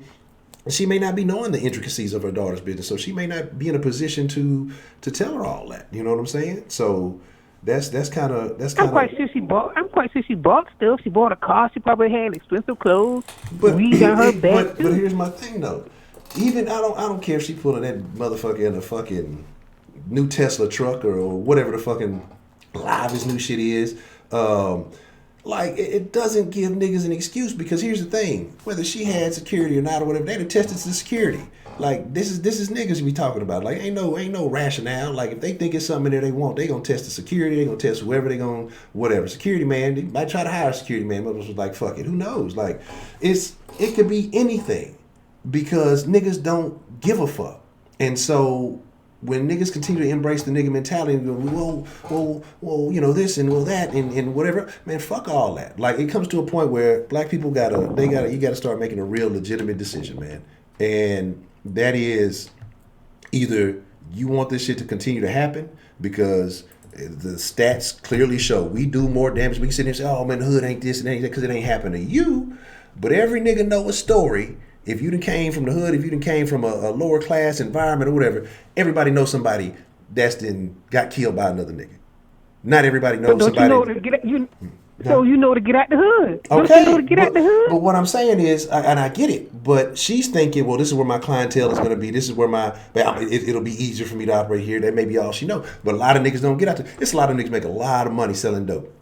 It's a lot of niggas who make a lot of money doing other shit. And people who I think are more educated, they tend to get up and get out. But it's a lot of motherfuckers who, because we sit here and we perpetuate this, well, white people this and white people that and white people this and white people that, they feel uncomfortable leaving the hood, because they feel like they're going to be judged. Or it's a lot of niggas who do good and they want to stun on other niggas who ain't doing so good in the hood, and a lot of that shit happens to them too. But because if they go live where it's nice or whatever, well, then they can't really stun on nobody. Everybody else got what I got. Everybody's living about the same way that I'm living. So, it's a psychological aspect to it too. So, I mean, again, there's no excuse for any of it. Tighten your mind up, get your shit together, and relocate for your own safety. But it's a lot of it. I'm true. I'm keeping it real. I'm gonna hold it down. You know what I'm saying? And fucking end up getting their ass clipped, and then now they on a fucking t-shirt. You know what I'm saying? So it's I blame men for all of that. I ain't listening to you.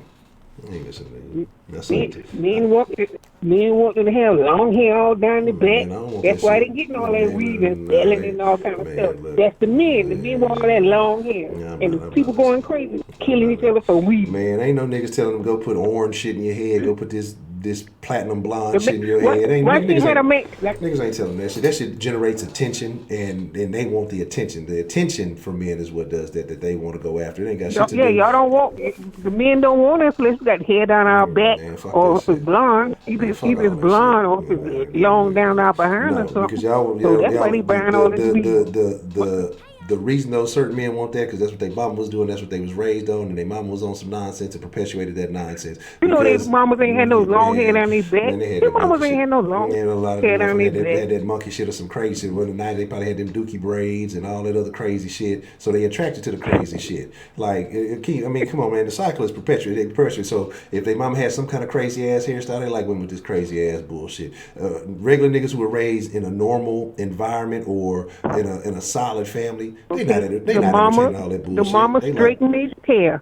They saw the mama straighten their hair. Who does that? That's black mamas doing that because the hair too hard to do. I don't want to deal with this. I don't want to deal with it. So that ain't men. That's them. And then once they shit get burnt out and the edge is gone, they start throwing all this fucking horsehair in their head and all this other nonsense. Like, come on, y'all ain't passing no.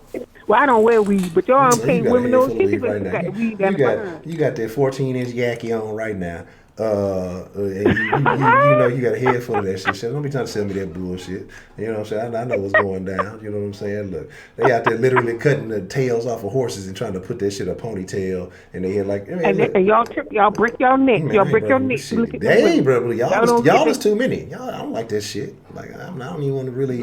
Like I say, we can be buddies and friends, but man, that shit is not. That shit is not attractive to me. Like, and I don't care who gets upset about it. On top of the butt. Man, fuck all that. Flapping and stuff, men checking out the butt and all that long hair. But you know what? That might be a little sexy though. I don't want to see none of that shit. I don't care about none of that nonsense. Like, that's them. But you know what? Y'all is too many. They exclude Honcho from there, y'all. Because that's why I say, that's why I got a problem with niggas too. Niggas do encourage a lot of that dumb shit. I told you stories about, I had a homegirl, she was growing her shit out natural, and her husband told her that she wanted him, he wanted her to perm her shit for the birthday. Like, niggas is trash too. And a lot of motherfuckers embrace that shit. Like, that shit is trash. I don't want nothing to do with that shit. Like, you be who you are. But if you got to go do all that, man, fuck all that. I'm not even entertained. I'm not even So what did she perm it? Did she perm it? I don't know. I hadn't talked to her actually since then. So I'm quite sure she did. She did. She might have. I mean, shit, who knows? She did what he told her to do. If she did, just like everybody else, I mean, that has no, that has no pertinence to me.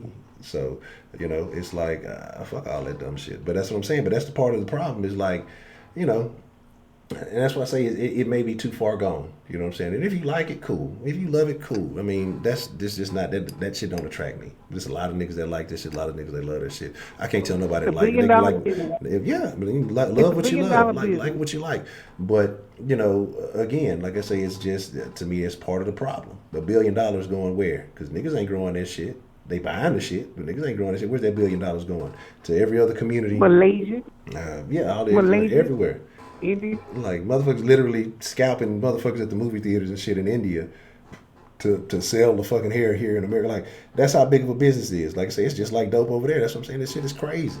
But the fact that niggas know that you can hit a lick with some fucking weave, just like you can hit a lick with some dope or running in the dope man house and you pull a kick dough, whatever the fuck you want to call it, you put a kick dough in the hair salon and hit that same fucking lick and get rid of that shit the same fucking day. Like the shit is ridiculous, man. The shit is fucking ridiculous. Well, and you don't think that's personal to shoot her in the head? Man, yeah, but no, that ain't got nothing to do with nobody. That's because she told on the people who did the shit. And here's the thing: she went to confront them. They beat her. First, they stole your shit, so she figured out who did it. Went to confront them. Then they beat her up and stomped on her. So then she went to the police and informed it. And then somebody shot her. So I don't know if it's the same two people or somebody connected with the people who did it. And she said that she knew him personally, or somebody she personally knew. Then they shot her. That's niggas. That's all that is. Ain't no justifying. Ain't no validating. Why is a woman confronting some people like that? Because she want her shit back. She's a hardhead. But why are people stealing? Why are people stealing shit? Why are people stealing shit? That's the thing. Well, I ain't gonna run them down. Do you run them down, or do you have insurance to cover your stuff, or do you just move your business in a better neighborhood? Man, look, she's probably too hard. She young and getting started. But here's you blaming the victim because look, this is her first little business. I'm assuming. Okay, so if she might have been traveling out the apartment, she might have been doing here. Hey, this may be where the rent was friendly, and this is where I'm opening my business with dreams of doing stuff in a bigger, better environment. But right now, this is what I can afford. This is where I'm opening up my business. Was it probably, a bad decision? Yeah, but it wasn't. No, it wasn't even that it was a bad. It's the motherfuckers who did it made a bad decision, and now this young lady lost her life. So my thing is, there is no validation, there is no justification, there is no.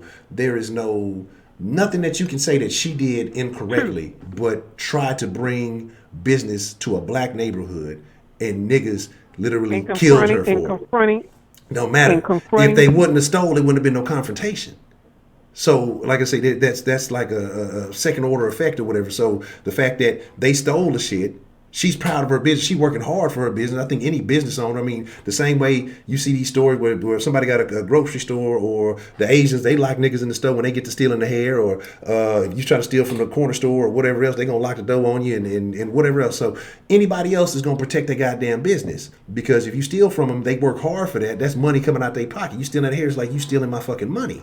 So this is my livelihood. And if I'm working hard to build this, I care about this. I nurture this just like a child, so it can grow just like a child. And so that's her protecting her situation. She may be looking at it, hey, I got a daughter who's 1 year old. This is how I'm going to pay for her future. This is how I'm going to give her everything she wanted that I never had. So you get you a man or somebody to go in there. You don't do that. That's more reason you don't confront nobody who got a child, and then he shot you with the child there in front of you. This is what I'm saying. But what I'm saying is, see, you are blaming the victim, and again, I agree that it makes sense. You're blaming the victim. Oh, why are you doing it? Like, why? If it goes back to the point of why did people have to steal her shit that she worked hard for? If that wouldn't have happened, none of the rest of us. No, ain't no cuz nothing. It's just motherfuckers. It ain't got shit to do with no man. It ain't got shit to do with no protect nothing. It's niggas could have. Man, she probably had old attitude anyway. Boy, whew. It's because she had an attitude. Shit, nigga, come on, man. I can't rock with her. You might have had an attitude, and everybody knew how you got an attitude. No, I'm not blaming. I'm not blaming the victim. Mm-hmm. It's something wrong with that. Why she didn't want no man Even if it ain't her husband, boyfriend, or whatever. Why she had no man? Like, okay, who do this? Like, if she feeling like she been handling business on her own, why she feel like she need to, like, again, the situation is, and it could have been a female that stole from her, because I don't think they said who the two people were that stole. So it could have been two females that stole from her and stomped her out. So she went to confront them. So why? So she need a man to go confront her, because now this is what the story would be. If it listen, now hear me out. Listen, because if it was safe, it was two females that stole from her store. Because females are more likely to have in-depth knowledge of this.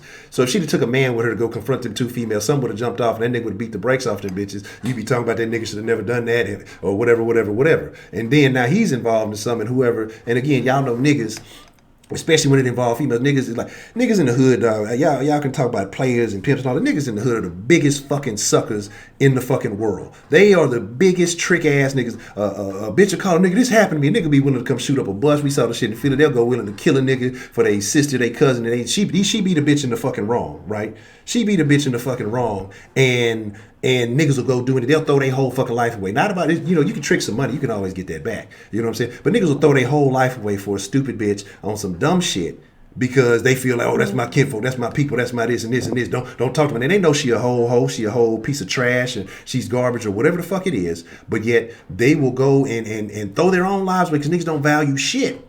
They don't value a motherfucking thing, and they want to throw their lives away because don't. Okay. How is that different than her confronting somebody? If it's what are you talking about? That's her shit that she worked to build. You don't steal my shit. Like that's how it goes down. Like you steal my shit, we got an issue. And the way I look at it, if you steal my shit, getting the law involved, yeah, you say that's the smart thing to do, right? But sometimes there's certain situations, even told that they can't, if you don't have this evidence, or they can't go do anything about it. So you steal from me, and I know we got to handle up. Like I got business to handle. But again, you say, oh, that's different. You a man, you know, whatever. Maybe she was dealing with some females. Again, they didn't say what it was. I'm sure if it was men involved, she probably would have had a man involved or whatever. But here's my thing: it would not have fucking happened if nobody would have stolen in the first fucking place and would have done something more productive with themselves. No, it wouldn't have happened. No, but it shouldn't have to happen. It shouldn't have to happen. Come on, man. Stop the nonsense, though. So stop the nonsense. Like it wouldn't happen if she went to a better neighborhood. Okay, well, what does that have to do with anything? She shouldn't have to go to a better neighborhood. The neighborhood should be more respectful of, hey, the reason why we don't. Okay, yeah, we all know Baltimore. Man, President Trump talked about Baltimore. He told y'all, but then what happened? The niggas was like, no, it's not. No, it ain't. Don't talk about Baltimore like that. Don't do that. And you see it again. We all know, but niggas don't act like we can't say this shit. Like that's the problem. Like niggas, we want to glorify this trash. But when somebody outside the community says that, this is racism and this is bullshit and you can't say, man, fuck that shit. You know what it is. And we glorify the shit, man. You know, we make it seem like it's a rite of passage to fucking come up from the hood or a rite of passage to fucking go to jail, do all this dumb shit, man. Like it's fucking stupid and it's so entwined in the fucking culture that it's fucking retarded. And this is coming from a person who was a little hard-headed when I was younger. You know what I'm saying? And did some dumb shit. You know what I'm saying? But it took a knock on the head to realize some things. And that shit has had a significant impact. When I realized the value of stuff, of me, my life, and everything else, mentality changed. And that's the problem. That's the original problem. And when it all boils down to it is because niggas don't value themselves. A lot of these niggas come from single moms or whatever, and they don't have a sense of family because you don't have both of those pillars of the fucking family to instill worthwhile values in them, and so they don't think they worth shit. A lot of these moms treat them like shit because they mad at their daddies or whatever who don't come around. They take it out on the kids. We talk about daughters with toxic moms. We talk about sons with toxic moms, or and so man, we can go all the way down the fucking rabbit hole with this huge ass issue. But when it comes down to this shit right here, if niggas gave a fuck about anything with common decency, we would not be having this fucking issue. But niggas don't give a fuck. Niggas don't give a fuck about black people. Black people love black people. Niggas don't give a fuck about nobody. Don't even give a fuck about themselves. And that's why a nigga moment, a nigga's willing to throw his fucking life away for the dumbest shit that you could ever fucking possibly imagine. And that's the fucking problem. There's a point, 2020, niggas and black people have to separate. It like that's gonna be my move. That's the y'all vote Honcho 2020. I'm telling y'all, this is you gotta separate from niggas movement, because you can think, well, some of my partners, they niggas, they cool. You hang around them long enough, you're gonna be caught up in some dumb shit too. And it's just it is what it ain't cool. It ain't nothing cool about it. And if you separate, maybe they see the light and wonder why you did what you did, and they deviate from their own ways. You saying the same thing I'm saying. You saying the same but thing. you blame it. But you blame it. it. No, it's not about not wanting to hear it. I understand niggas. I understand that she's in a neighborhood that is compromised. But it shouldn't be that I'm trying to do something positive. I'm trying to bring something of value to this community by establishing a business. But is she bringing value? Is having a place to conveniently get your hair done or get your hair or whatever, is that bringing value? Instead of having to go way across town or go deal with the Asians or whoever else got a monopoly on the hair, you got somebody right here from your neighborhood who knows what's going on. Is that value or is that not value? That's all I'm asking. She was gonna make money off of that hair. It don't matter. That's it in the mail. She could have just fixed hair in the beauty parlor. She should have fixed hair and then ship the mail, go to the post office and mail off her hair. Or tell them to meet me down the street somewhere. You don't be showboating around no black neighborhood with your Mercedes and all kind of stuff. Or I don't know what the girl had. Lord forgive me. I don't know nothing about that girl. But you just have to watch yourself. You don't be pushing no Mercedes in the hood trying to sell stuff. You know people gonna rob you, and then you gonna confront them and get your butt beat. What is that? So that's all I got to say. That's all I got to say. Right. She know to move out the hood. What's the boy that got killed last year or 2 years? Look, the rapper. Why his butt still got a business in the hood? But that's what I'm saying. But that's what I'm saying, and that's what I wish people would realize. Like from the whole Nip situation, people want to turn this into a government conspiracy. Ain't no fucking government conspiracy. It's niggas don't give a fuck about niggas. They don't care what you got. The same way they didn't care about the XXX nigga. They didn't care about Nip. They don't care about what you doing. They don't care about whatever good shit you doing. People don't give a fuck. Jealousy and envy are pure evil. Because people will go through great lengths to undermine you, to take you out. They will wipe you out if they feel like you get it. It's not even that they're gonna get what you got. They just don't want you to have it. And there's a lot of that. It's a lot of that shit in the hood. The hood is an environment of lack, and where lack is, that's where greed and envy, jealousy, all that shit breeds. And niggas will take your shit because they just. It's not about that they gonna maintain it. They just don't want you to have it. That's all the fuck it is. And that shit is a like to quote Kenneth Fisher. It's a disease. They got the virus. And that's the big virus that's in the fucking neighborhood. That's why you can't grow in these neighborhoods. And people complain about gentrification and all that. I don't give a fuck about none of that shit. It's the root of the problem starts with niggas and giving a fuck about yourself, giving a fuck about your neighborhoods. Like these niggas, this shit wouldn't look like that if you gave a fuck about where your living environment was. Niggas don't give a fuck. And that's the part of the problem. So it is what it is, man. Like that is. I mean, there's nothing else. That's all I got. I mean, I'm breaking into a small sweat here. I'm sorry. It is what it is. But so I apologize, y'all in the chat. I'm all over the place. But man, look, I'm finna wrap it up, because I done went. You got me going past it, and I said I was going to get it at 12. Cause I will take a little break before the mixer crew. But we finna get ready. You know what? I need extra pistachios for you cussing. You know, my ears, I can't handle all that cussing. So I need extra pistachios for that. Deduct some pistachios from your ass for that statement. We ain't finna do all you that. Already deduct. I only got 1,000 pistachios. Everybody got 1 million and stuff, or 100,000. I don't even have nothing but 1,000. I apologize, Ms. Brenda. Like I said, I'm getting ready to wind it down, so I'm finna cut it short. So I apologize, Miss Brenda. I missed it.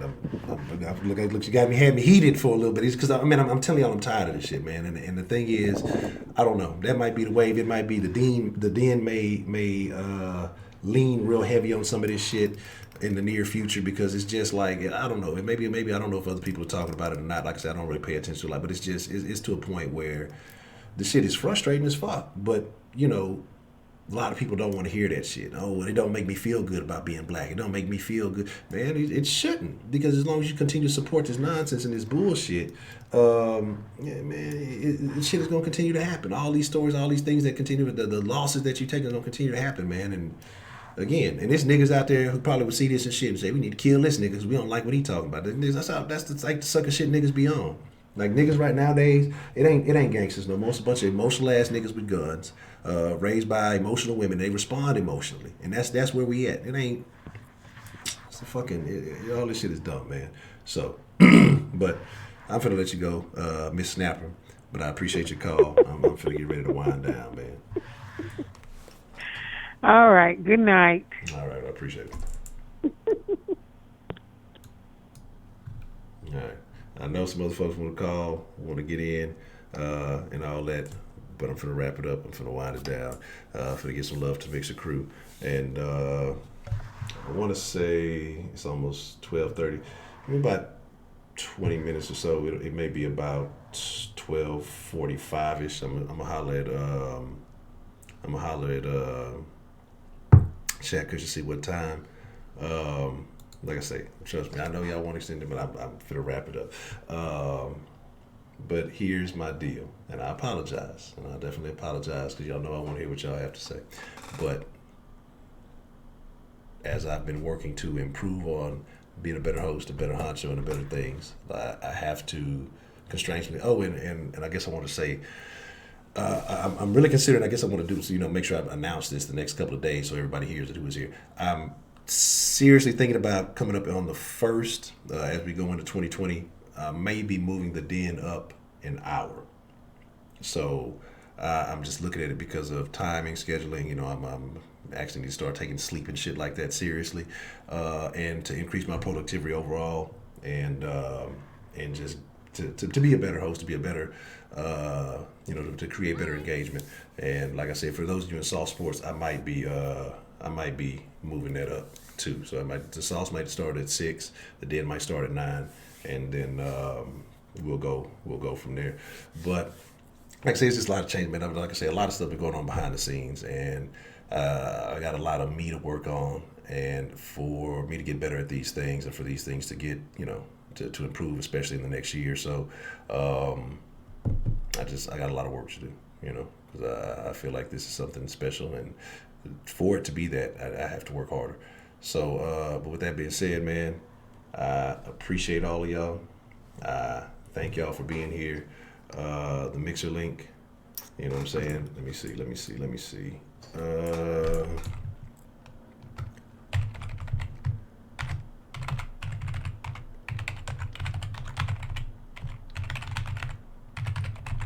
Like I said, I know everybody want to look. I trust me. I love to hear from all of y'all every evening, because I do appreciate y'all, man. Like I said, y'all could be doing anything else. In fact, time is the one thing, the one currency that you never get back. And the fact that y'all spend time, and a lot of y'all are regulars, every night, and even if you don't get to catch it tonight, y'all go back and watch it, man. I appreciate that shit so much. That, like I say, it's just, I want to create better, I want to build better. And like I say, I do want this thing to grow. And then, like I said, I got things going on in my personal life that I definitely have to start rocking with too. So, but with that being said, man, I appreciate each and every one of you. It is an honor. It is a privilege. But more so than anything, and I'm serious when I say this, I know I say this almost every night, it's most of all, it's my pleasure. Because like I say, sometimes, some of y'all can tell, some of y'all be hitting me, what's going on? And I appreciate those messages. But sometimes, then, like I say, I can be having a so-so day. I can be kind of feeling whatever. I come into the den, man, and just the community, the chat, the calls, just the environment. Some people may say it's toxic. I find it entertaining, hilarious, and just whether the shit is serious, intellectual, or just nonsensical.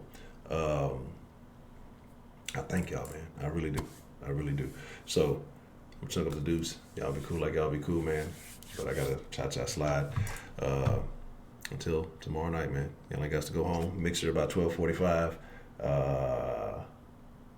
And that'll be that. If y'all join us in the mixer, cool. If not, hopefully Chef Kush will be there. I'll catch you on the flip side. I'm out.